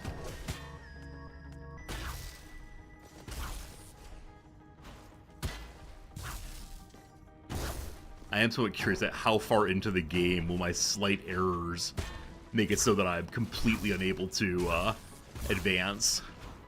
Or is the game always forgiving enough that minor errors do not immediately kill you?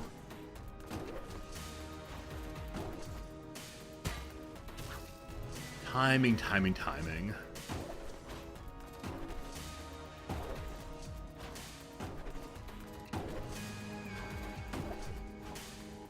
So I need to jump there from as far as possible. I just need to fall. Hey, Forcom! Thank you for being a friend, I appreciate that. Hoping you're good for you, my friend. Yeah, I can just dash here. But again, Forcom, thanks for that resubscription. Dash, jump, dash, jump. Dash, jump.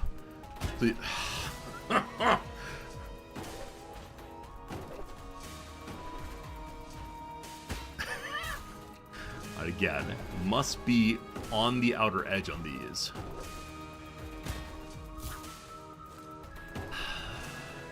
Should I start playing Super Mario Maker? Is that the next step in my ability to be good at platformers? Or not my ability, my quest?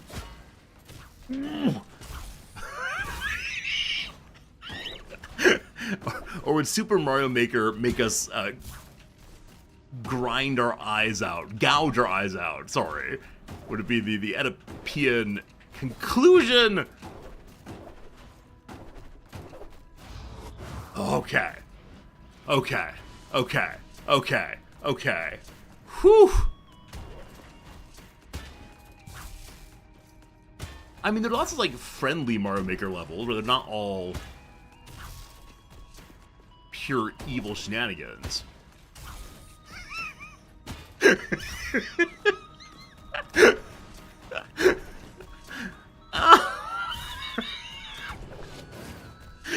Please just let me have this ability so I can move on my life. Oh dear. Okay. Okay. Oh, this is good. We're doing a good job here. It's okay. After a while, we will learn how to play this game. There we go.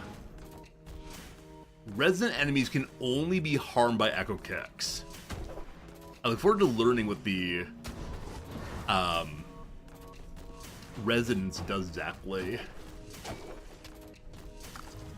Okay, so we can strike the resonant items. Okay, this is a case where we're going to be shot at. You see the big red things? These are the folks who are none too happy about my doing anything attack related in here. Oops. I need to Echo Kick off of this. Oh no, what I have to do is have the projectiles follow me up so that I can Echo Kick off of them, maybe? Wait, what am I saying? So Echo Kick, get in there. Huh. I just did it wrong the first time, we got confused. Going down, ready to kick. Hey, we got there. Oh yeah, buddy, you did it. Thanks for getting me out of there. Now let's start kicking stuff and have us a party. Spin Kick now resets your dashes and destroys resonant projectiles. My controller disconnected, that's very annoying. I think Cat Fritz may have chewed into it a little bit, such that occasionally it will not reset itself when I unplug and replug. Or it's possible the USB port is not working. The unplug, plug back in. There we go. White light back on.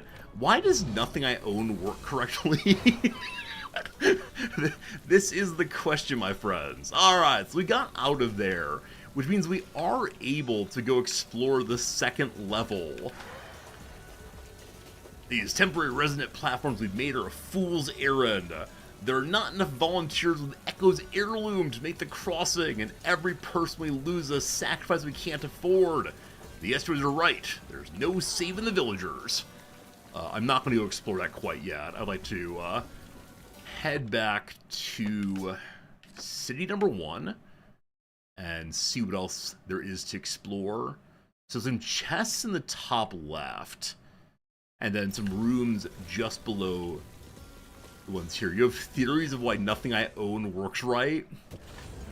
I don't know if those theories would be would be useful to my self-conception at this particular moment. You're again probably correct though. I'm not going to challenge your sense of the world. You've been watching for a long time, unfortunately.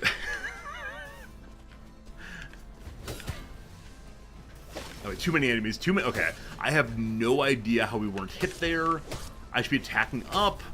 I should be using my jump thing also to reset dashes. Oh gosh. Okay, we're good. Hit that. Jump. Yes. Somehow it all worked out in the end. Whew. Maybe because Japanese-made tech may not be the quality it once was. The only Japanese tech I have here. One moment. College CS Prof. Thanks for that resubscription, my friend. Hope today's good for you. You're on vacation until fall. I have a little bit of envy in my heart towards you, my friend. A little jealousy, maybe even. Yeah, summer term's almost done. I've got, what, like 5 real teaching days left. Which is a reasonable amount for sure. And then we have a little break here, but hopefully your summer's been productive, my friend, and you've had a good time working on the old research, maybe. Okay, so this tree thing lets us take a little bit of damage to increase our max health, or just get healed. I will take the devil's bargain, harm myself for the glory of having a larger, bigger HP bar. We have found the boss man. We have found the boss man. We'll ignore him for a moment and try to get my health back up. How funny would it be if I harm myself immediately before we go into the boss area with no way to heal myself back up? In this case, by hilarious, I mean terrible. But we'll see what happens here. Again, thanks for the resub, CS Prof, and thanks for hanging out with us so very often. Oh! Okay. Wrong direction. Okay, you can open up your... Ah! You can open up the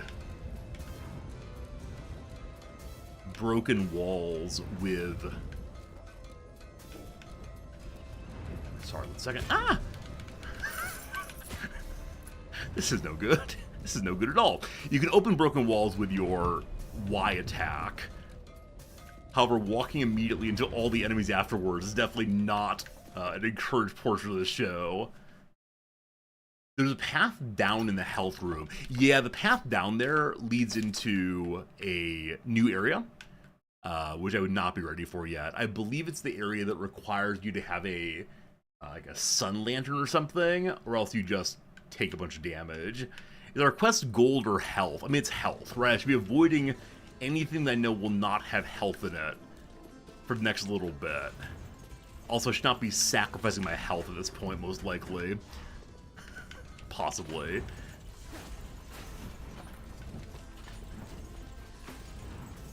I can attack down. I can attack down. Okay, I think this enemy's gonna throw her. Charger also. They're gonna throw. Cool.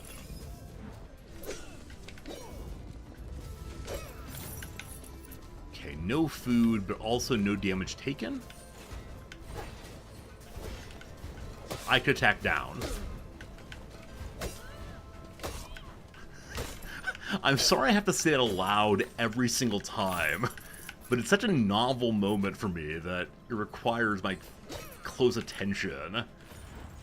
Okay, no health yet. Okay, there's something up there in that gold room. I believe I get 1 HP back for every enemy I kill. If I don't start finding some opportunities for food and soon, my decision to take the upgraded max health was definitely an error. Okay, room to the right here. Fairy room, lose no health.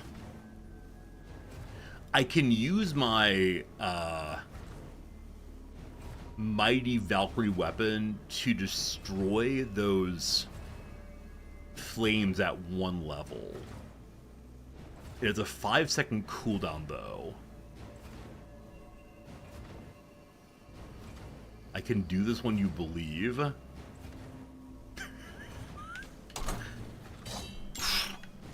has no cooldown. It has no cooldown. It has no cooldown.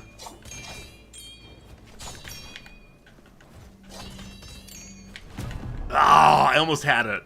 I almost had it. I wonder if there is timing to jump through there safely. So close on that one.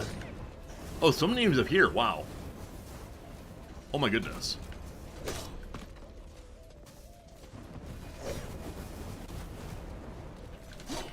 At least I had the right idea on that one.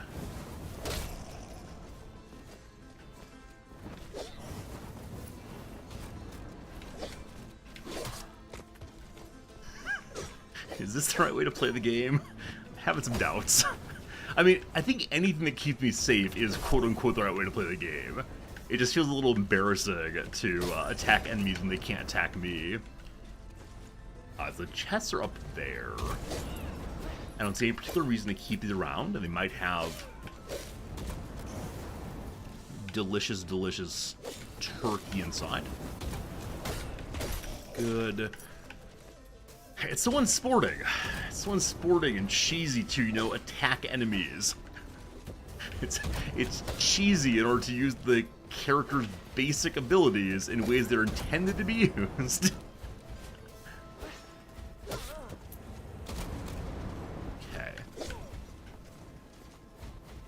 Little hop.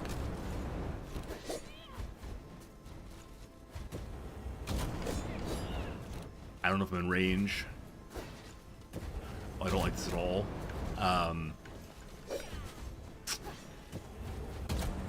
Go and attack up, possibly. Yeah, good. I don't know why I ran back then. Okay. 2 chests. Nice. Alright, so if nothing else, we are rich this time. And I thought I saw something up to the right, but I'm not sure on that. So we'll go back and look real quick. Yeah, there's one more thing that could be a tasty turkey. Fortunately not. And I'm okay with walking back down. So, open door to the right here. That's left, I apologize. I know my directions. Hey, okay. So, this room has a choice for us. We have up to 50 resolve to spend before we start taking HP damage or making the game too easy for ourselves. Zealot's Ring. Spells cast while at full mana deal an additional 25% damage. I have one spell, it eats 2/3 of my mana. Or Ambrosia. After taking damage, you're invincible for 1.25 seconds. I think invincibility is probably better.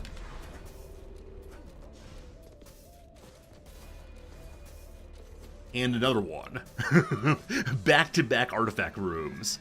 Hermes' boots I've never seen, or the marble statue. Landing creates a small shockwave that destroys mid-sized projectiles and deals magic damage. Or Hermes' boots. I'm gonna take it just to see what the new thing does. Immune to static spikes.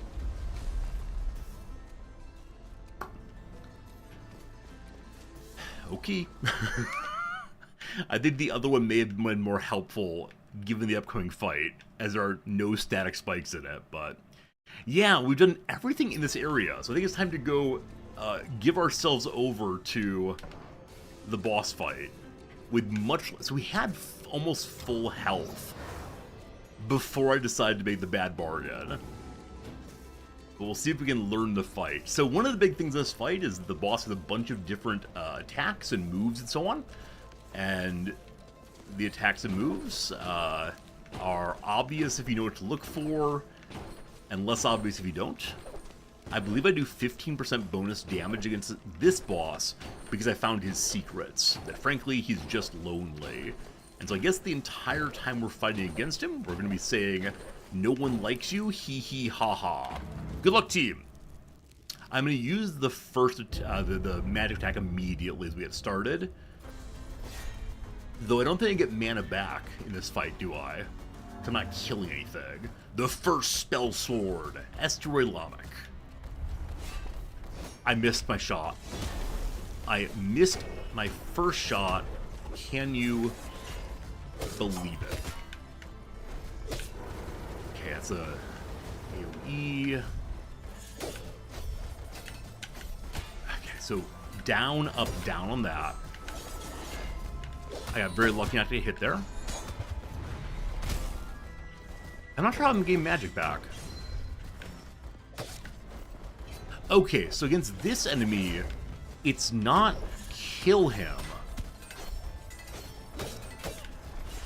It's instead just do some damage. It's bad. It's just do some damage. Okay. Well, I survived longer at the time than I did the first time.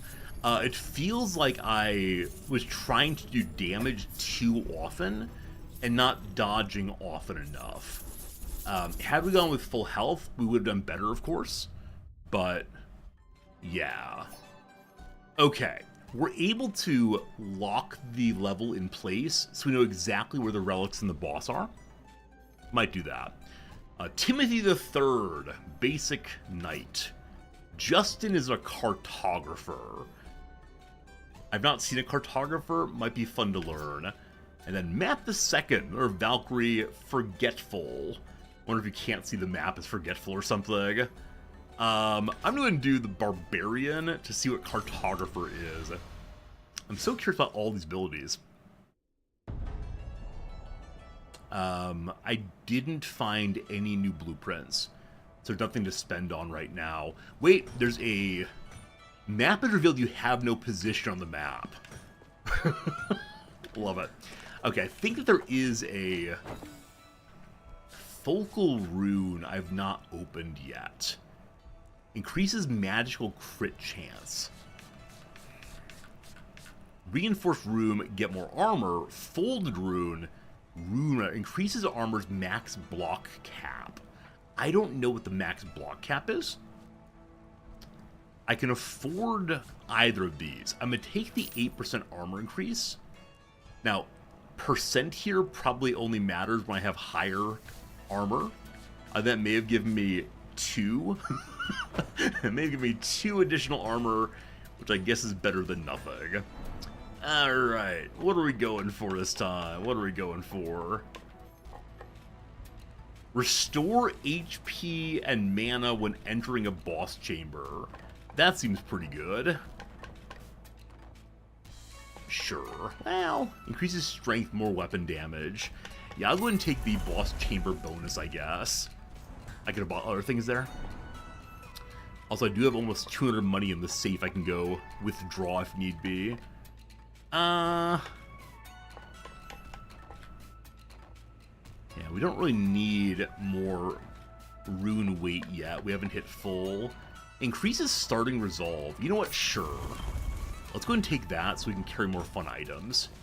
We've spent literally all of our gold. Oh, the money from the safe spends automatically. You don't have to go and withdraw it from the box. Alright, Charon gets nothing for the second time in a row. I need to see what our spell is also. It's not one I've had previously. So, for 100 mana, we are able to... Oh, did I freeze the world? I did. Int. So, the cartographer shows you where everything is as you begin, but you don't know where you are on the map. Right. I forgot to freeze the map, though. Well, it's okay. I'll deal with it, I guess. A Shield of Thorns breaks on contact, knocking enemies away, applying Spore Burst. Does it just stay on? Okay, it's a limited time, unfortunately. I was thinking it would be on the whole time until eventually someone hit me. But no, I just wasted a bunch of mana instead. This kind of character, the Barbarian, does... I think guaranteed crits when standing on the ground and attacking. And then maybe cannot crit when in the air. Something like that. Okay. Missing. Missing is no fun. Missing is what I've done.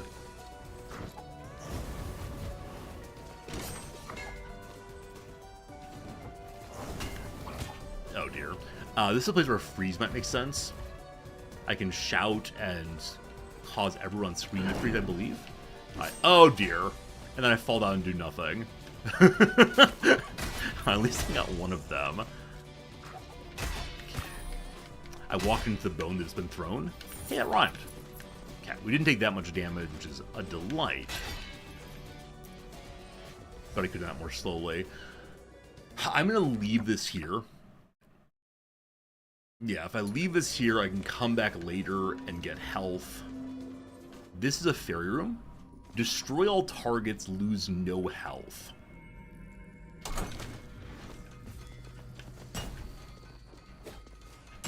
So it's just a matter of dodge the balls.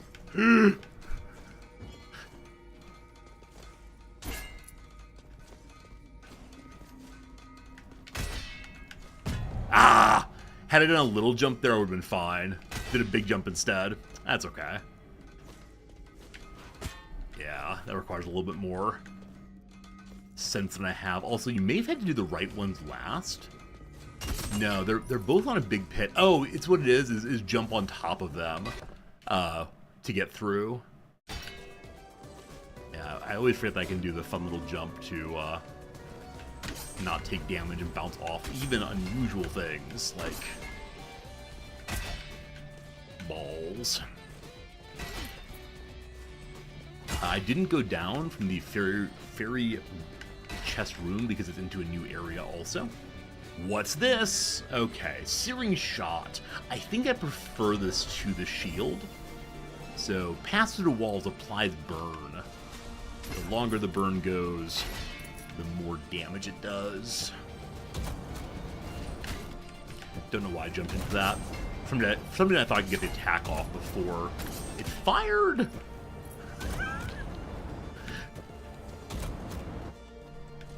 This is a like test your might room. If you succeed, you get a whole bundle of good things, including one of those trees, I believe. In which case, I will take the health up because I know where there's another healing item. Okay, the knife on the far side is the only thing of which I'm scared right now.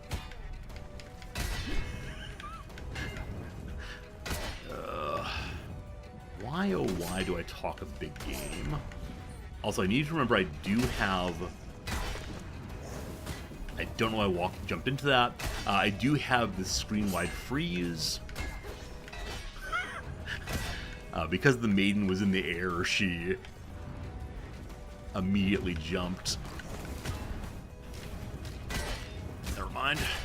Words are hard. So big boss down for this area. Commander enemy, I believe it's called. Cool. Alright, so if I lose 144 health, I'll get 189 back and be in a better position I was a moment ago. The skeleton key lets you open one fairy chest that's been destroyed. We know where one of those is. The Red Send Hourglass I do not know of. Time treats some people better than others. So, guaranteed positive outcome, or new learning. Every 5 seconds, your next weapon attack deals 75% bonus damage. Timer resets if you take damage. Kinda wish I had the fairy chest. We have a gold chest here, though, full of lots of delightful things for our victory. Okay, now where was... Straight above here is... No, it's not. So in-ray cartography...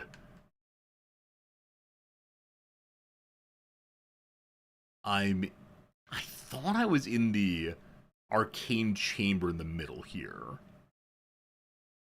I am. The choice room...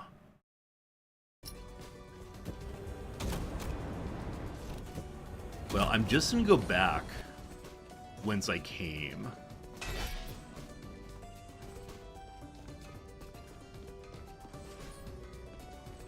Okay, down here. There we go. So this is the choice room. I was up and to the right instead. Okay, we're in better shape now. I wonder if because I know how the map works, if I'm allowed to jump to... jump to the teleporters. Or do I have to go visit them first, in fact? I am not allowed to jump to them. I know where they are, I have to go activate them, though. Very well. Very well, very well. So, on this run, I think what I'm trying to do now is just refill my health, get one more relic, and then head to the boss. So I believe that I'm in the long room at roughly at the middle right here, or it might be the one above that.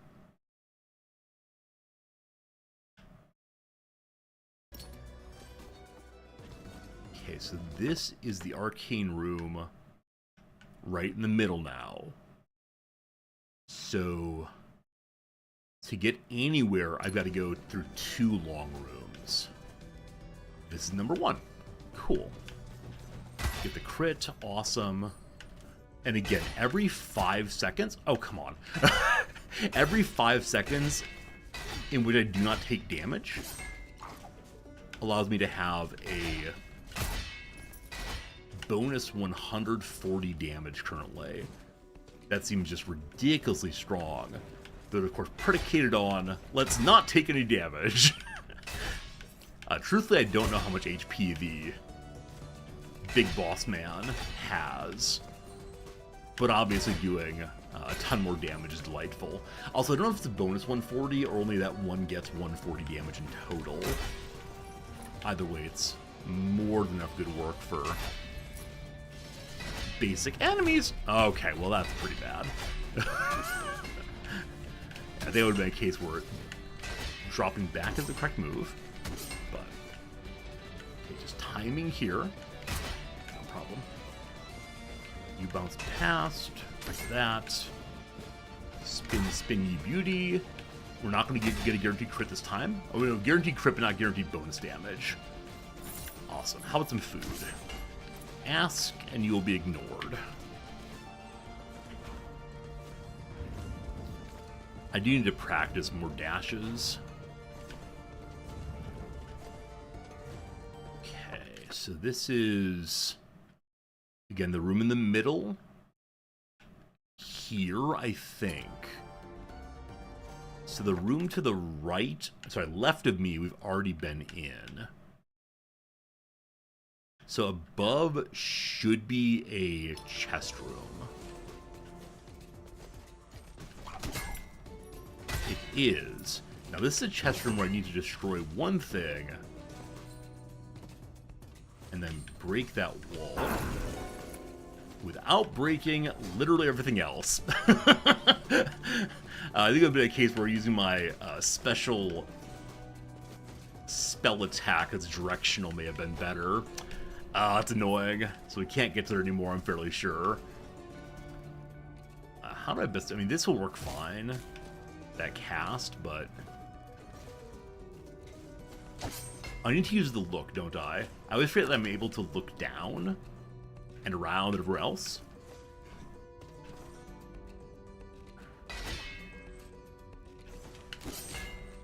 I can dash. Not needed here. Okay, where am I now? I believe I'm in the chest room right there. I feel like I'm missing something in this room, as there were no enemies. It seems like a just don't jump kind of room. Nothing is broken. I'll go ahead and throw this. Nope, nothing at all. I now wish I had that mana back. That is wasted. Oh, can the barbarian just attack in the air? Well, it requires better timing, but yes, you can weed whack for yourself as you head down, it seems. Like I said, what I really want to do is just find relics and then get out of here. The money is less important, so we are here right now.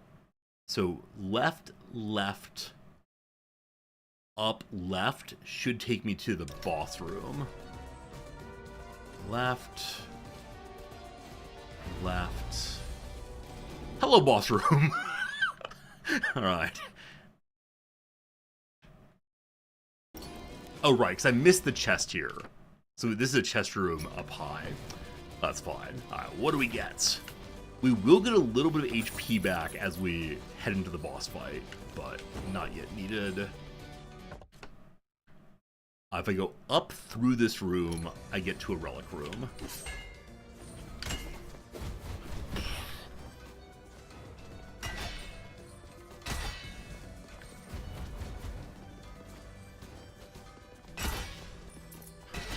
Okay.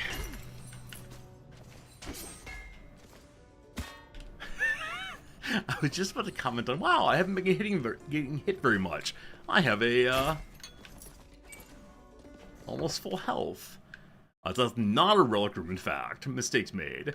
The green room, directly in the middle now, is a room where there's a whole bunch of things to destroy and a chest on top. We'll go there next. What do relic rooms look like? Wait, there's a little indication there. So the heirloom rooms become relic rooms after you destroy them.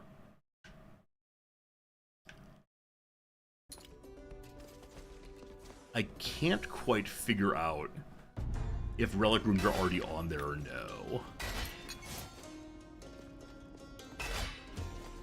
Again, we can carry one more relic at this point, but maybe it's not essential. Maybe it's better just to go learn the boss fight. Yeah, let's just go what we have, I guess. So I don't know if my ability Like the freeze ability will work on the boss. Welcome to Alfaro chat. Hey, I appreciate any chat at all, Grabzilla. I think this is a game that's not as engaging for some viewers, or it has not much to talk about. People are hanging out. But yeah, I know if I want to like build happy, chatty community, I gotta talk about something other than repeatedly making mistakes as I move around the level. So I get it. But there's not much else for me to talk about, and the game requires some focus that is not perhaps in line with the way I normally play games, so oh well. Okay, there is a breakable spot here. You just have to use your Y to do so. Now, we've been through here before. I don't know if these breakables can drop items. Because I know the game said lore rooms cannot break. Yeah, here we go. Lore rooms will never drop breakables. Other way. Breakables will never drop items in the lore rooms. The mannequin can help me fill my HP, or my mana regardless. But is this a lore room also? I know up there is the top room, and it has nothing in it right now of interest. I'm fairly sure it doesn't. Yeah, I think this whole area counts as a lore room. How we doing, Phelan? Hope you're having a good day. Can I get over there enough to do damage? Oh, I missed it. I was so excited that I could, and I didn't even do it right. Oh, boy. Okay, team. Here we go. Trying against... I pushed the Windows key. It moved me into a different window. Good. Wait, here we are. Here we are. It's a relic room. Okay. So the purple rooms are the relic rooms. Defeat enemies at max HP to gain more mana. Well, or the Clothos Spindle. What does it do? Critical chance increased by 10. Awesome. Awesome. Okay, team. It is then time for us to probably just go fight.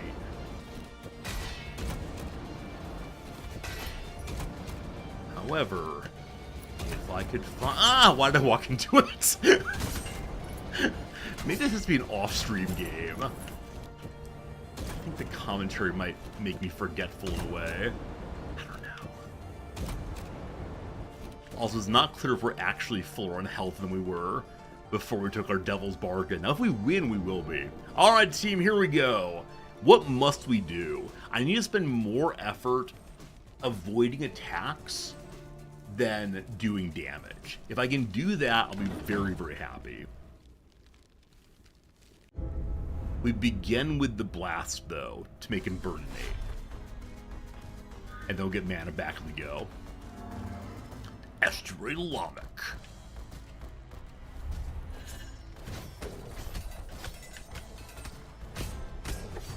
Missed that one, it's fine. I need to be using dash. He attacks twice here. I don't know what that is. Okay. Okay, he throws 3 times now. Okay, so when he holds his hands against his chest, what he is doing is preparing to charge. The contact damage there is very unfortunate. I just dashed there for no good reason. I jumped into that for no good reason. Big attack from below. Good. Charging. I can't... Okay, well, I got so close. I can't see him. I have 3 attack. I need to dash there to take less damage. I don't know why I did that. Basically, when I play the game with a controller, I am playing the game with a controller. Oh, can I freeze him? I meant to ask that before. I can freeze him! I don't know if I did any damage while he's frozen, though. Wait, where does health bar go? Okay, so if you haven't done damage in a while...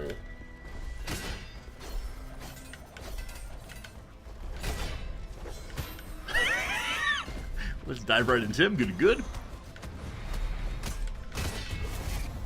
Halfway. Get out. Okay, so that has a follow-up attack. This is going faster than previously.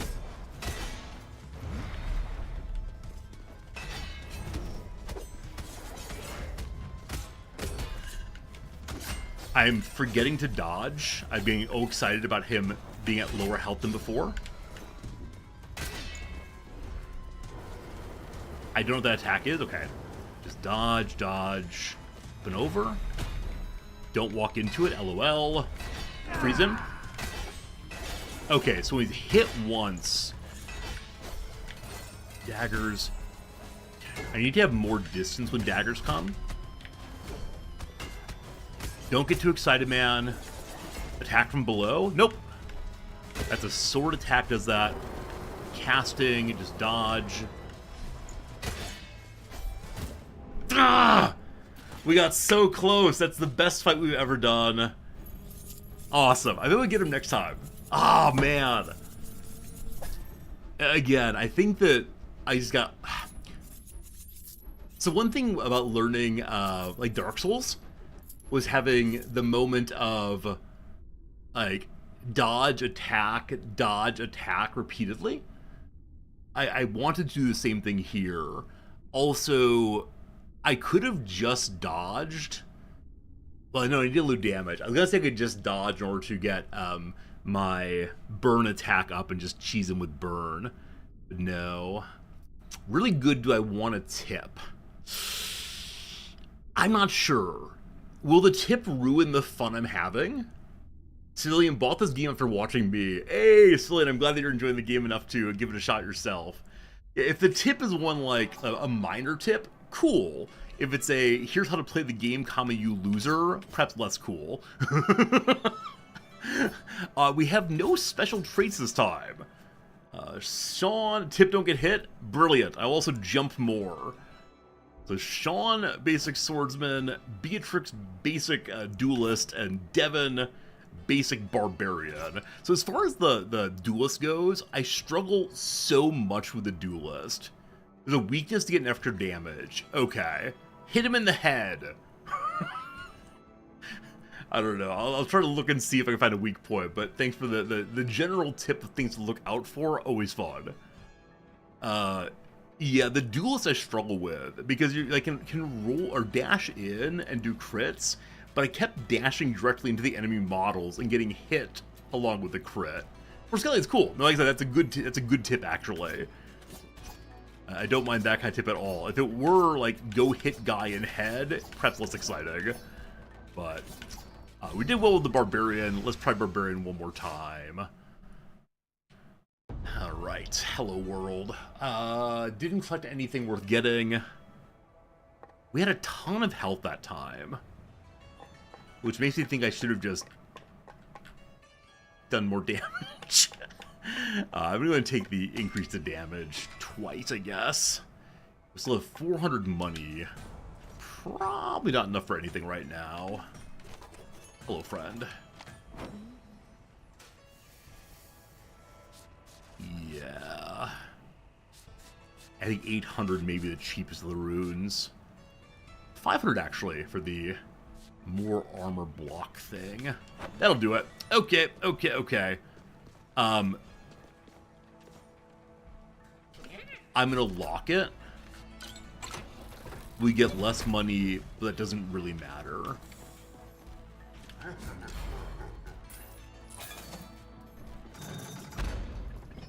Just gave away 400 money.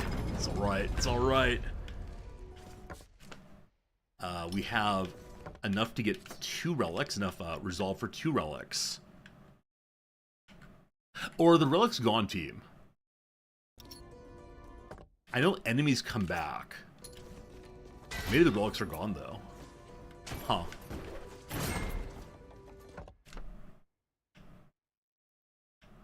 We can go try the fairy room again. I think it was a take no damage room possibly.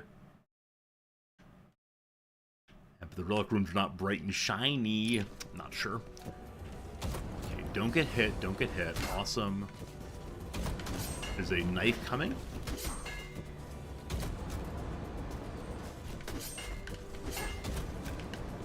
running after the enemies, we're gonna take damage. Okay, fine. I'd like that coin, so we wait for a moment. Great.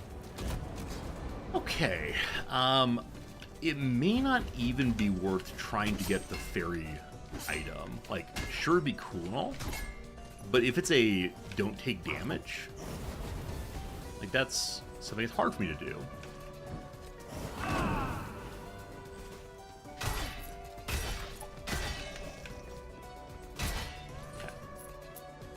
I think because I did so well with the boss, I suddenly have a bit more confidence than previously. And that feels good. So this thing does not reset. We're at almost 500 health, though. We don't have the relics from last time. But the room immediately left of the boss was one that we thought was a relic room. Or it ended up being a relic room, sorry. Let's see if that's still true this time. Yeah, but that relic that did bonus damage after not taking damage for 5 seconds is really cool. That's probably going to be one of my favorites. If I can continue to learn not to take damage. Yeah, I think that part of the world being locked... I should do on forward there. Part of the world being locked is that you do not get relics again. Maybe. Yeah. Yeah.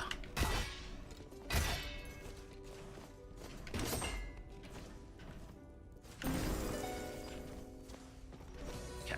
This time, though, we do get the chest up here.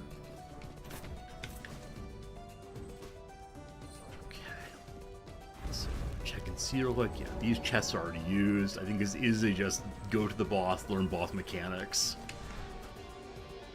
Yeah, okay, now we know for sure that relics do not respawn. But here we go. Let me go and read briefly about my second ability.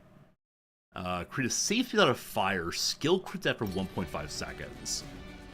I'm guessing that's 1.5 seconds of the thing being active. We need to look for a weak point on Boss Man. Hello, Boss Man. Possibly on his back. He's been attacked a bunch and hasn't died. So possibly on his beard. On his chinny chin. That's enough. Oh dear, mistakes made. Okay, stop trying to do damage. Up attack. Hit once. That's the in the sky one. 1, 2. That's daggers. That's the charge. Okay, so again, when it touches chest, it's the charge. From the ground, I don't know why I charged into that. I'm out of mana.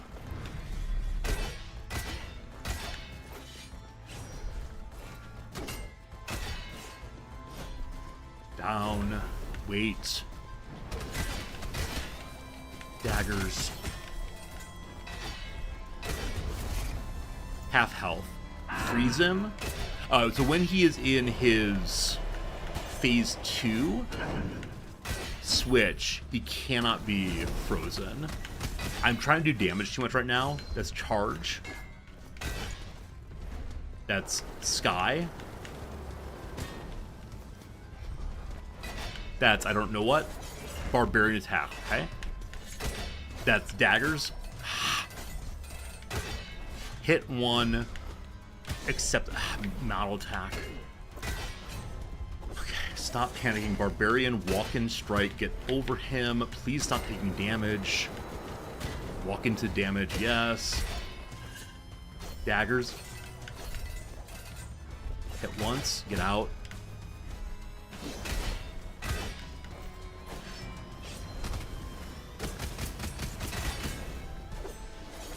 Barbarians get an attack. Don't be greedy, don't be greedy, don't be greedy.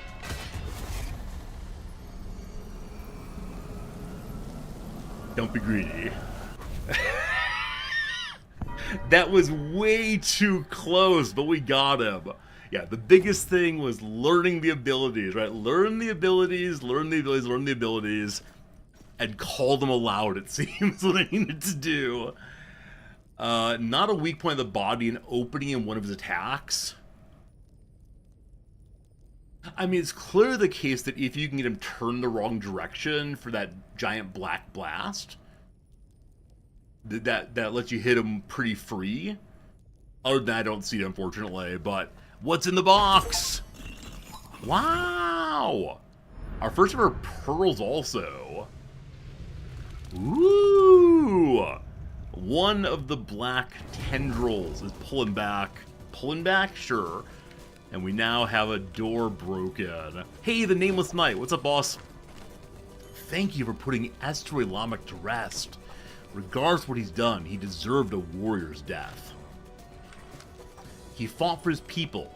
Didn't matter if they were right or wrong. He fought for his people. Didn't matter if they were right or wrong. You know, he fought... Okay. So we could just bounce around now.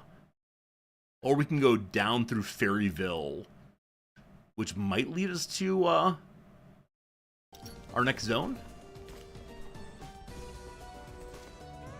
This is down through Fairyville, correct? Yeah, this would be going through areas we've been in previously. So no fighting here. So yes, fighting here.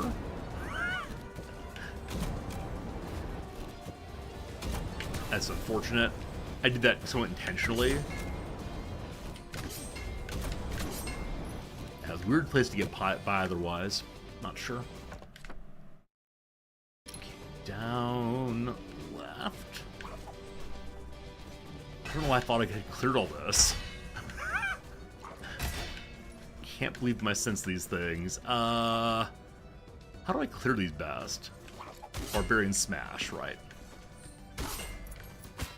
And then immediately walk into it. Good to good. Alright, again, I believe Fairyvillas don't take damage. Yes, so I'm not going to deal with that right now. That's fine. I'm going to go through and destroy the lamps, though, in hopes that we can get a little bit of turkey, perhaps. So am I now unable to fight the first boss again? Because I want to fight him again to get better at the battle. But I don't think that's something I can do, is it? This is not the correct area. Cat. So we have to go into an area that's thus far unexplored over to the east. Or right, if you prefer. I guess I'm asking for backseating on that one. Other than restarting a save file, is there any way for me to fight the boss again? Or is it just like, on next playthrough, you do a better job? Because I don't want to say I could do it while taking no damage. But I do want to say I'm getting better at least.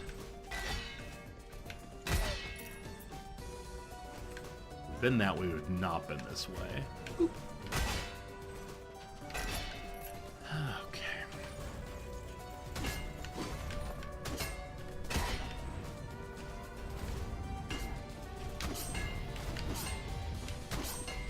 We haven't yet had to deal with the non-violent characters, we'll call them. I just got food and then immediately took damage. Fantastic. Like I was saying, though, we haven't yet had to deal with the enemies that demand pacifism in the actual levels. I'm guessing we'll have more of those in subsequent levels. Probably to unlock a hard version of the game, or the boss, not a direct repeat. Alright, turns out good to know. So you get to fight him once per save file. I guess what you could do is get him very close to death and then automatically or intentionally die. Don't get hit, thank you. Drop, drop.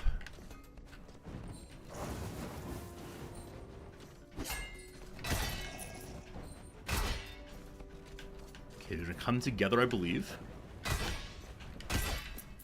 Close enough. There's a chest to the right. I'd like that very much. I think that my character's axe's model is a bit larger than I recognized, than it appears to be on the screen at least. So I can probably swing slightly earlier than I thought on a number of these.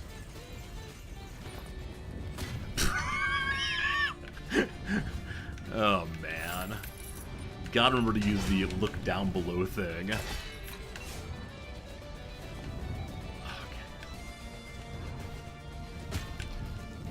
Okay, this has to be an immediate hop and dash, I believe.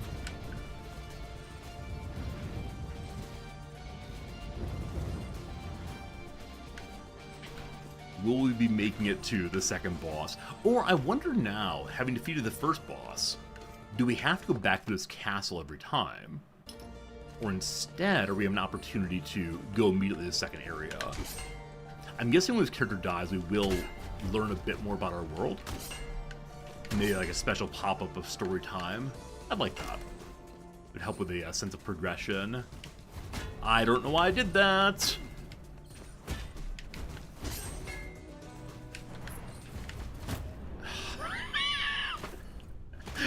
That was awkward. How should I have done that? Like, having a flying enemy immediately over a pit. Anyway, good times. Good times. Alright, so no immediate pop-up, unfortunately. Let's go ahead and take the Archer as a way of exploring at some I can't believe it died immediately. Anyway, story time! No story time. There's no acknowledgement of my defeating the enemy. The grind continues. Increases gold gain for certain traits. Jump attack, then dash away.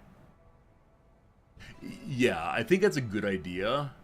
Like, jump, dash back from where you were. I think with the enemy shooting, I had some trouble thinking of that, but you're right, possible. I like it a lot. Giving gold to Charon gives stat bonuses. Cool. I guess getting as early as possible seems sensible. Do you care that I killed the big boy? Then talking to that Temptress friend of yours. She's quite the talker. Lovely as silver, but a talker. No. So maybe it's because other people have done this before. Oh, wait, what's this building? Oh, this is new. Old sleepy man over here. Are you Lamech? Wasn't sleeping. Oh, it's just you. Hello, traveler. Glad you could finally make it. Welcome to the Drift House, our cozy little world between worlds. Name's Garrus. I'm the caretaker of souls. I mean, with the red eyes and the mustache, I think he might be Lamech. I believe you already had the pleasure of meeting my brother Charon. Tall, dark, not much of a talker. But please don't take any offense from his silent treatment. He's young and going through that rebellious phase. Me, on the other hand, love to talk. Love it! All about the human condition. Can't get enough of it. I'm also a bit narcoleptic, so before the sweet embrace of sleep takes me away, let's talk shop. This is the Drift House, home of the chthonic gods. This house is an anchor, a point of land between drifting worlds. It exists both nowhere and everywhere. All of us chthonic beings have our own duties to uphold. Some ferry the dead, others tend to the souls. You get the deal. A lot of work, I love it. And while we may be gods, we're not omnipotent. Even gods occasionally need the help of mortals, you know? That's where you come in. You help me, I help you. Wait, you help me, you help you. If you're interested, let's stop chit-chat and get down to work. Okay, so these are... trials, maybe? Mending Erebus. Learn about the scars of Erebus. In Erebus, a hidden figure sits out a cave, quietly sleeping. In Erebus, a fireplace is cozily nesting against a wall. Alright, so lots of scars to learn about. I guess I'll try the first one. Now, is this story time, or do I have to actually do something, I wonder? Hello, sir! Welcome to Erebus, the astral plane of the collective subconscious. In this vast expanse, all the souls of the living and the dead are connected to one another. Out here, memories, emotions, deeds are laid bare. You see, no one exists in a vacuum. We all have an effect on one another. Cool. Where are those souls? Hopefully it's not all of my dead characters. See in a graveyard. Can't read anything quite yet, but... I am the caretaker of the souls of Erebus. I nurture virtuous emotions while weeding out negative ones. But sometimes an event can occur, one so catastrophic, the psychological trauma creates a scar across the land. Left unresolved, these scars will poison the minds of future generations.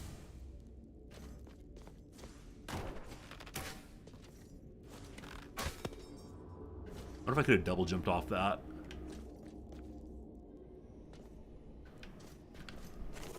The red memories you see in the world are called scars. Bring them to me, I'll help you cleanse them. That's the red memories versus blue memories. People tend to hide their darkest fears, which makes scars difficult to find. But I can hear their echoes, so speak to me and I will guide you to them. Those are the hints we saw earlier, I believe. Will the Traveler be strong enough to conquer a scar? This is Garrus himself. It's been a long while since I worked with a mortal, and last time did not turn out well. But I must have faith. I've seen the Traveler triumph over many obstacles. However, the corruption caused by a scar is a different kind of beast. A simple start, it's called. Scars are hidden everywhere. Visit Garrus for clues to the locations.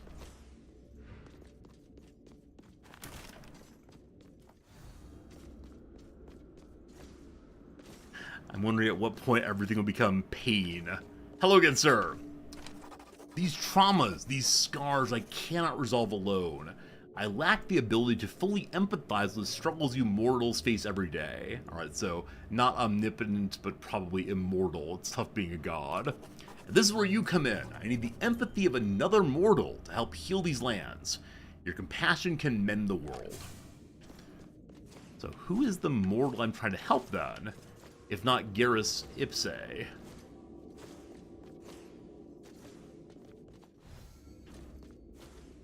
We're now playing Bennett Foddy's Getting Over It. Have any of you played the Bennett Foddy's new game? In which you play as a man-child who's trying to get somewhere? Like, it's one of these, absurdly difficult to move games. You control the character's footsteps. Good old Quap, now in 3D. The scars you face on your journey ahead are treacherous. They push your skill to the limit, and in Erebus, physical strength can only take you so far. Your body will be constrained by your empathic connection. If you improve your connection by finding empathies, you can reduce and maybe even remove these limits. Are you an empathy? No. Are you an empathy? You're a rock. Also, noticing that the edges of the screen here do not have obvious exits, and so I'm kind of sort of wondering if the exits are... There might be more than one exit, possibly. Welcome to the top of the Caldera, Traveler. The mountain you've been climbing is my scar. It continues to grow alongside my fear of failing to save the people. Down here, there have been so much pain and suffering. So many scars have grown wild, polluting the lands. That's right, Wibble. Thank you. Baby Steps, what the game's called. Very strange little game that, as they all are. Our traumas are passed down and corrupt countless generations to come. These people deserve better. So what do you say? Will you help me bring closure to the forlorn? I know it's a tall task, but this is a tall mountain. Plus, if you do well enough, I'll give you a trophy. Everybody loves trophies. I will try my best. Into the Caldera. Are we burn down here?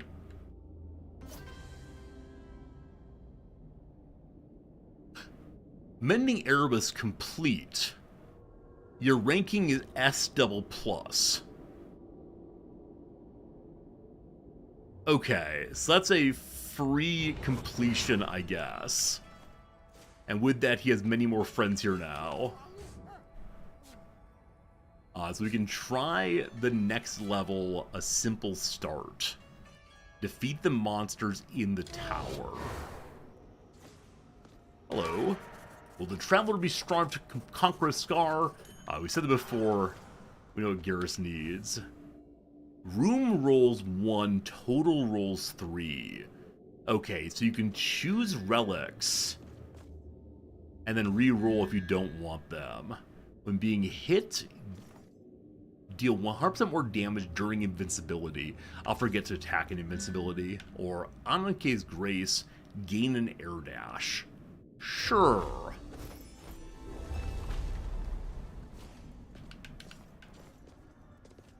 Second relic, perhaps.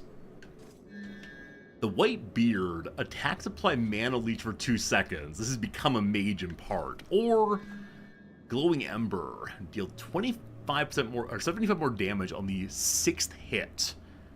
I will take the beard. We now get bonus mana leech, so we can cast our, what is this thing? Our Tesla Spike more often. That explodes when it hits the wall. In combat scores, your score is based on how you perform with all classes. Your stats are always preset, so to gain an edge, find empathies.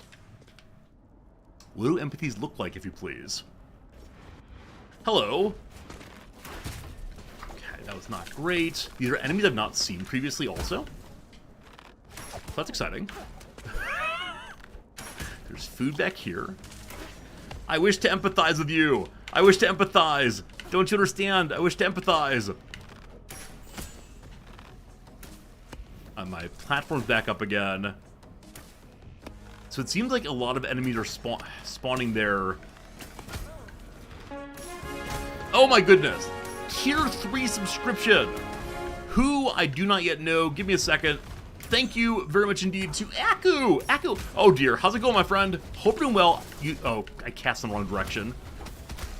I cast into the void. Aku, thank you so much for your generosity as always. It's been a long time in part of the community. I hope life's good for you. I hope your schooling is going well. We're learning all about new enemies. And that's the end of that. Aku, again, thank you. Much love to you also, friend. It has been a while. Always good seeing you, though. Alright, let's try that one more time. Bonus to damage on crits. No, it's all good, Aku. You never intend to harm the stream. It's just a matter of bad timing. That's okay. Standing still grants you cloak. Not in this place. Dashing makes a wave that destroys mid-sized projectiles. It's too tight of an area for that, so we'll reroll. What are these shoes? Spin kicks grant you a stack of dance. The sky is your playground, the floor your foe. I don't know what that means. Okay, at this point I tremendously missed that beard I had a moment ago.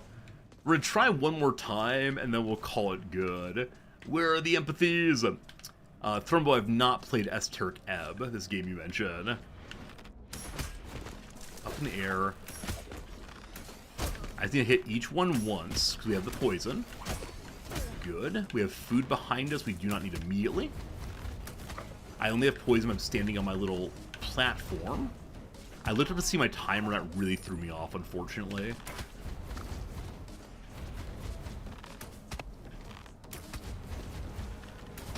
I have my abilities all available. Jump. Ha! Slow on jumping. Try jumping.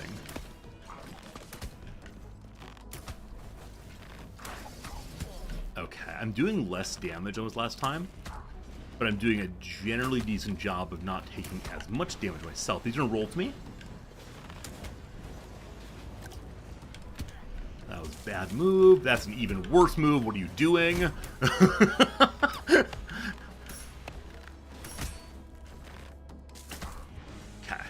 How about no more enemies? If missing that. Okay, I think that Archer is not a great first character for this.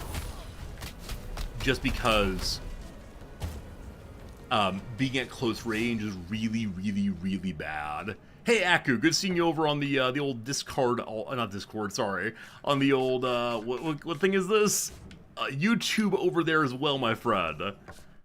Okay, I don't think there's a way to change characters while inside of here, so I wish to go home, please. How do I leave this place? Game settings, house rules, they jump down? No. House rules, graphics, quit scar challenge, there we go. Alright, fun and interesting for sure. Hello, friends.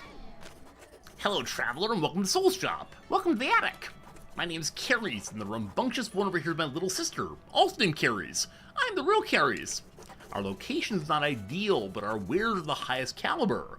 What we offer is only for the most discerning of customers, no window shopping. If you wish to peruse our catalog, then please note we only trade in souls. No ore, no aether, and especially none of that mundane gold our brother loves so much. Estuary souls taste the spiciest. Rather than material goods, our shop sells the most valuable item of all, the power of potential. You'll still need to put in some elbow grease to make yourself shine, but as they say, power without perseverance is no power at all. No one says that. Alright, so these pearls, I called them, are in fact souls. Higher level equipment can now be found. I found all the leather, and I believe I found all of the scholar items. And what you do in the soul shop is unlock level by level, so sure. Higher level stuff, and then runic horizons find even better runes. And that's all the levels up for right now, but there are a tremendous number of things that one can increase to max level right away. Crazy. Okay. So again, Archer, a bad decision. Story time. This is just, you can read everything here, no problem. Okay, we can bounce on these, but I think there's nothing else worth doing here right now. So, new room, very cool. We'll go say hello to the mansion one more time. I'm hoping we start at level 2, like a second area, but let's see how that goes. Nice. So I guess I have to fight through from level 1 every time?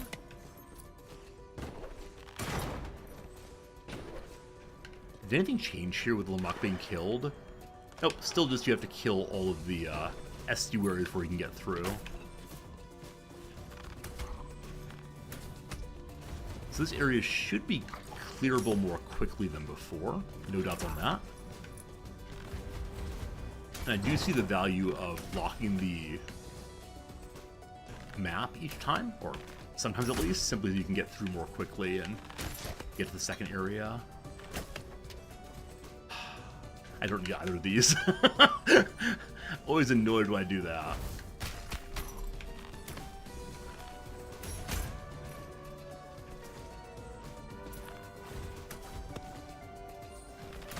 I think it's the case that while I'm playing ranged, actually I'm playing any character truthfully, the ranged enemies are my true nemesis because they do have like the projectile I have to deal with on top of the character model itself. And that's fine. Like, it's good to give a variety of challenges, but especially with this character, I've got to focus on aiming as opposed to just, you know, wildly swinging as I come jumping in. Okay, so that's the prismatic blast thing. I'll take that in place of my Tesla explosion. So I believe this is just a, like, straight in front of you. Yeah, and you can channel if you want to by holding it down. Okay, I don't like this room at all. That doesn't mean I'm not going to use it, but it's going to require me to be a bit shenanigansy. There we go.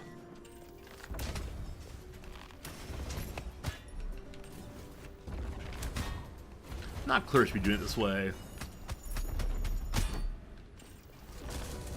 What did I just do there? Wrong button. We took some damage there.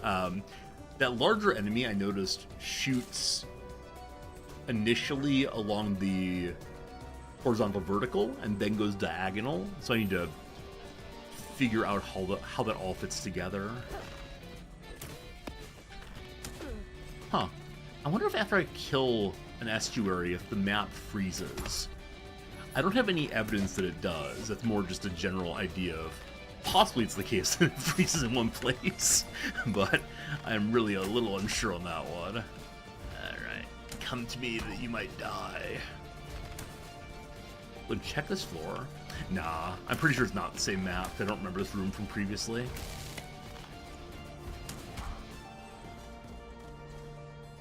Previously there, meaning from the previous run, not in general. Good. Would not mind food now. Fairy room, lose no health.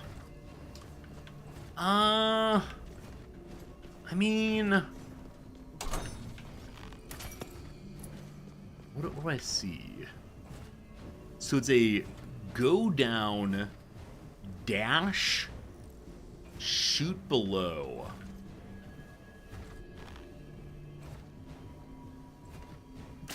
Okay, I can't make this shot before we go in. Hey, Freppa, Harry Kane indeed. Has Harry Kane done well again today? Okay. I thought I had it. I did not have it. Now the pain of getting out. Oh dear. Probably going down is better. Okay, didn't expect spikes down here. So even if I had made that jump correctly, I would have taken damage below. The necessity to keep looking down while one's going through is a kind of challenge for me. But actually, I haven't watched any World Cup matches since Japan were eliminated. Like, I know the US is still in. I should go watch the US probably. But, I don't know, especially with the Balogun red card being not overturned, but just disregarded. Feels pretty unfortunate / corrupt. And I'm not one to normally call corruption right away. I think corruption's easy way to disregard the ways in which one's own team has played poorly or one's nation's not done well, etc. But in this case, definitely, I think that my home squad has gotten an unfair advantage by, I don't even know. Like, I understand that football is for the fans, but it's for the fans of people other than the USA as well. And so, the US getting one of their great players back, despite their playing in a very unkind and awful way, red cardable way, is profoundly unfair, of course. I'm saying kind of obvious things with saying that, but it's important. Please stop. Oh gosh. Yeah, the time it takes for me to recover after a shot is a bit of a challenge. I gotta figure out how to avoid that. Part of it, of course, is by, you know, firing faster, and also just using my spells. FIFA's long been corrupt. Yeah, I don't doubt it. Like, I know the Sepp Blatter stuff, etc., but I don't know. I'm such an idealist. In a way, it's actually been a bit of a challenge for me the past few days. It's really important for me to believe that at least some people are not out there trying to take advantage of others. And I don't know. I grew up in an America where... I'm not actually saying any of that, don't worry. But I grew up in America where it felt possible to say that, ... I don't know. I think I'm kind of bummed.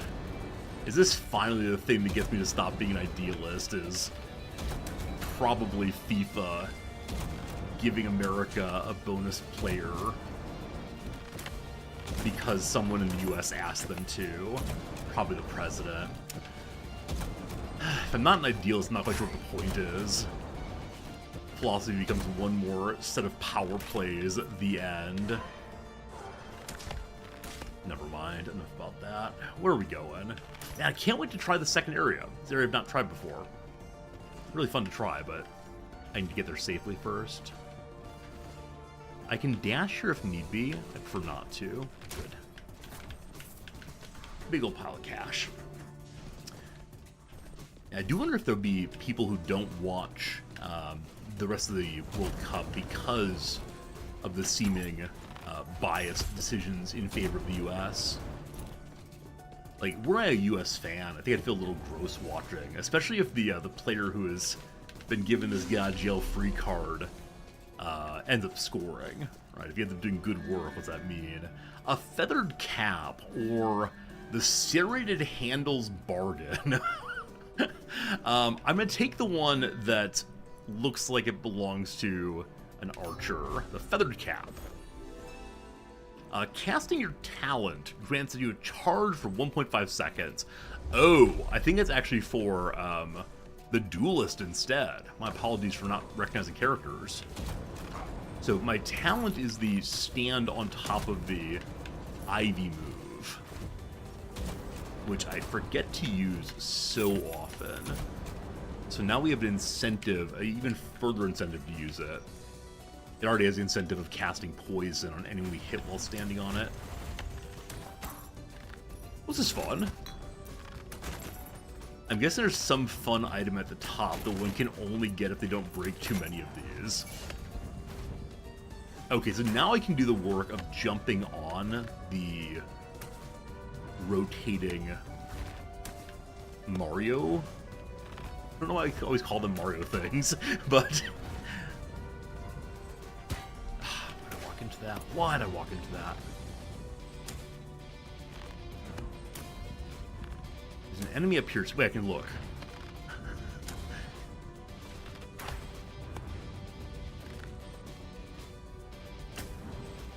I wonder if I have to jump to get him. There we go. Okay.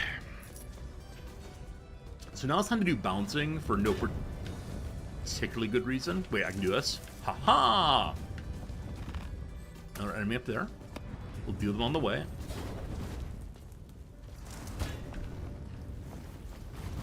Never mind. Too complicated for me right now. There's probably wonders beyond imagination up there.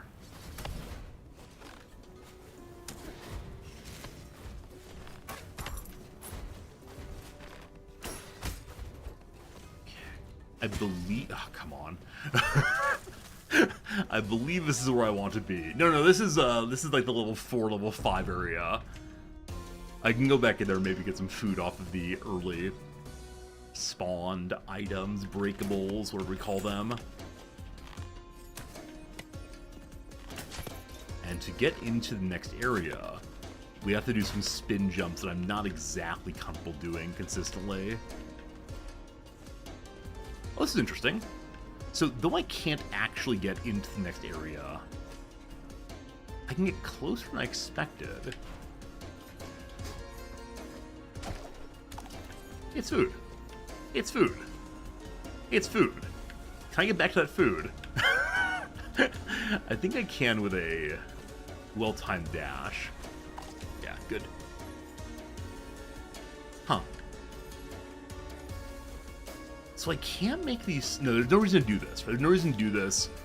What I'm going to find up there is certain death and nothing else. How'd I miss that? How'd I miss that?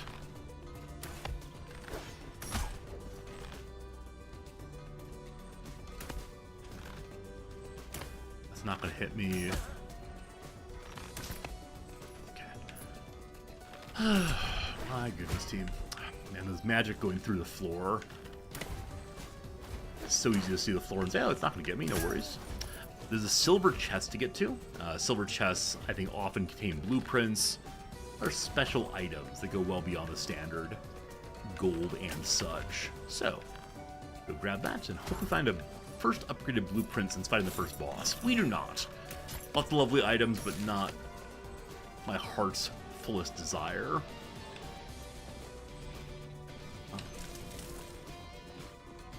Let's go top first, I guess.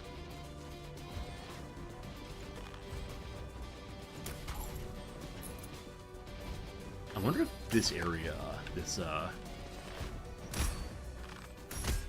Castle Agritha, or it's called, only has one set of secrets based on the life and times of Lamech.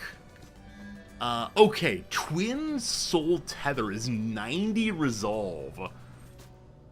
Wow, every 4 seconds your next weapon attack deals a huge amount of damage to all nearby enemies. That's crazy. Or Annika's Grace, we don't know. But it'll make you lose max HP, so for right now I'm good, thanks, but... It's very cool seeing items that do crazy things, even if they're not ones I can use immediately. Alright, get out of here, you. I jump? In my attempt to avoid one attack, I take the other one on the nose.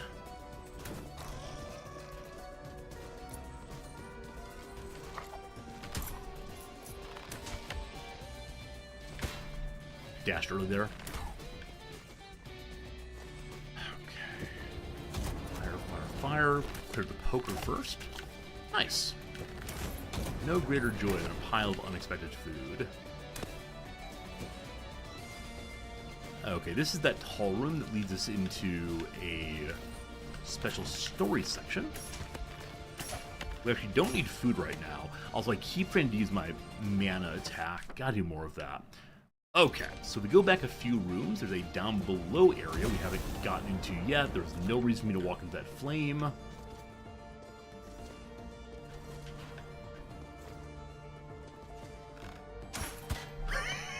I forgot the bow pushed me back slightly. Wow, I got so much food. Oh, but wait. All the health is almost immediately gone. Oh, goodness, goodness, goodness. That's the wrong button, man. Right bumper versus right trigger. They're not the same key, obviously. I should be using this thing. Money, money, money. Now, what if this game requires more focus or attention than I can pull off for a full stream? It's not one that really invites a lot of stopping and thinking and planning, which where I tend to refresh myself in some ways. Okay, so we have to go to the right on a number of areas we've not quite been through before. So, we know there are things above here, but I can't get high enough to see what they are. Just bounce off it, LOL. Never mind. Never mind, never mind. Okay, down, down, down, down, right here.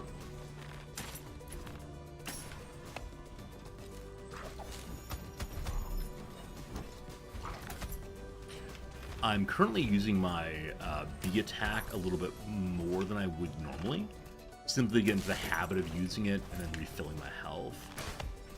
I think especially when first going into map, using any ability that makes a quick kill makes a good deal of sense to me. Also, for some reason this level really reminds me of certain Mario levels, like the particular platforming available here, with all these cut apart bits. I have to use my B attack here.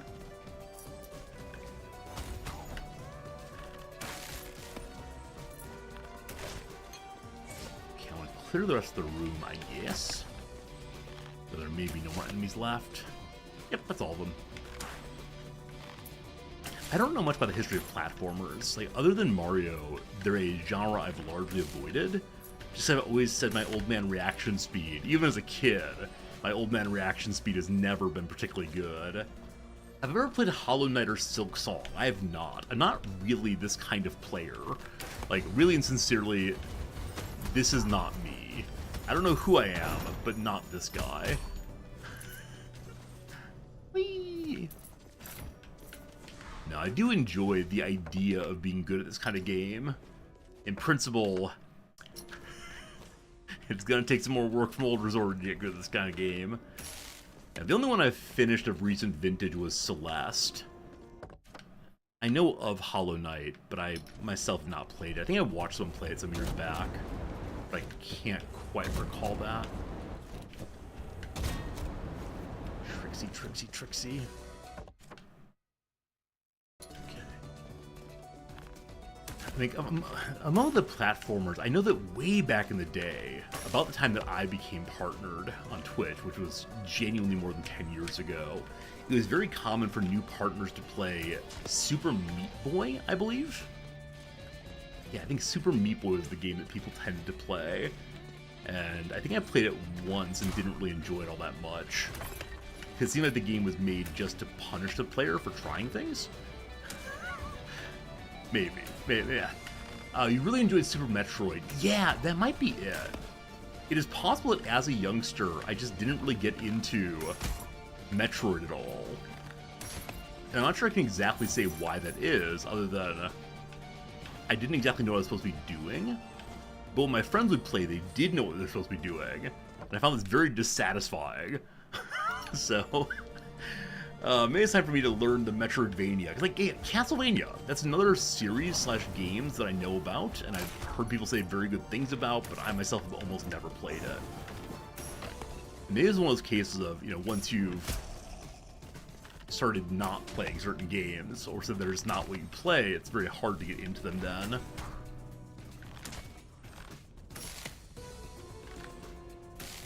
Is that the next phase of stream life? No longer chess streamer, now platform streamer. I think one trouble I have with games like Castlevania, Metroid, whatever, is there is a, like, correct order to do things in terms of finding this and that, and my senses be very annoying for some viewers to see me not doing that. Friends, we found it! We found the way to the second level. Ooh-wee. Alright, we do have the upgraded jump thing now.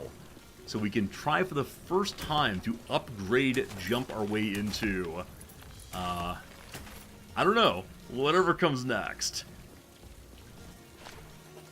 Looters be warned, we get 20% more gold here, but by order of the estuaries, we're not supposed to be taking money from here. Ah, so close. Okay. I need to remember when using this kind of jump. Alright, so there's a new kind of trap. You have to step on it to make it go. I thought it was a cool looking Lego piece. I was wrong. It's important that when I use the jumps here, that I dash from the very farthest section out. When I say farthest, I mean furthest. No, I mean farthest, actually. Okay, I want to look around here. I might like the game Gris. It's quite beautiful. Emotional Journey. I've never heard of it. We can also destroy the little cannon. Oh, we played, what's it called? Braid? Is that it? I think Braid's the game that has... Well, I don't want to say too much, let's spoil it, but it's about a knight, we'll say. Is that the right game? Braid the one with the knight, maybe? Maybe. What did I just do there? I mean, I know what I did, why did I do it.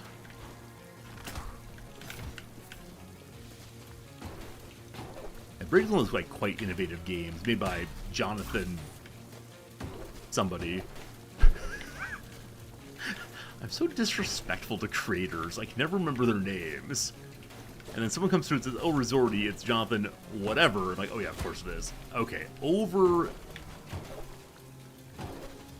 overcharging the issue also. Jonathan Blow, thank you.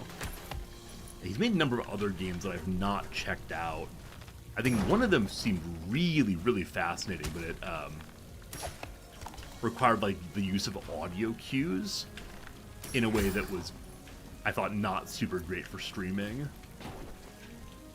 Okay, jump, jump, jump. Ah, okay, almost there. I guess I'm interested in, like, who are the most innovative of the games creator out there these days. Now, I often mention Bennett Foddy just because his take on gaming seems amazing to me. So these things, when stepped upon, cause arrows to come out. I was hoping it would help me to jump higher. That it did not. So open the door and shoot. Thank goodness for projectiles. The Witness has audio puzzles. Yeah, that's the one I was thinking of. The Witness, that's right. What's in here? So we're going down the inside of the fortress now. Our first choice of the day. Okay. Enoch's notes, I've read it every single time. I always imagine the sparkle to me that's new, but no. An incandescent telescope, or Pandora's Trial. I took this once yesterday. Until purified, any hit is fatal. Defeat 10 enemies and you get 50 resolve. Alright. Alright. Only 10 enemies. We're an archer. We shouldn't take much damage. Do I die before killing a single enemy? Okay, this one is cranky if there's violence inside of it. I thought I'd be able to jump! Well, team, I hope you had a fun time on stream today. How do I see the future? I swear that was not intentional. I swear I didn't do that just for the sake of the jokes, but yep. I sure hope you enjoyed yourself. It was a lot of fun today with me, and yeah, for you also. We will return tomorrow. Is that true? Yes, tomorrow there'll be a stream. I look forward to it. I hope you do also. What a silly day. What a silly day, but a good one in general. Again, tomorrow, more stream. Take care of yourselves. Have a fun day. Maybe we'll beat the second level by mid-August. Maybe. Goodbye, friends.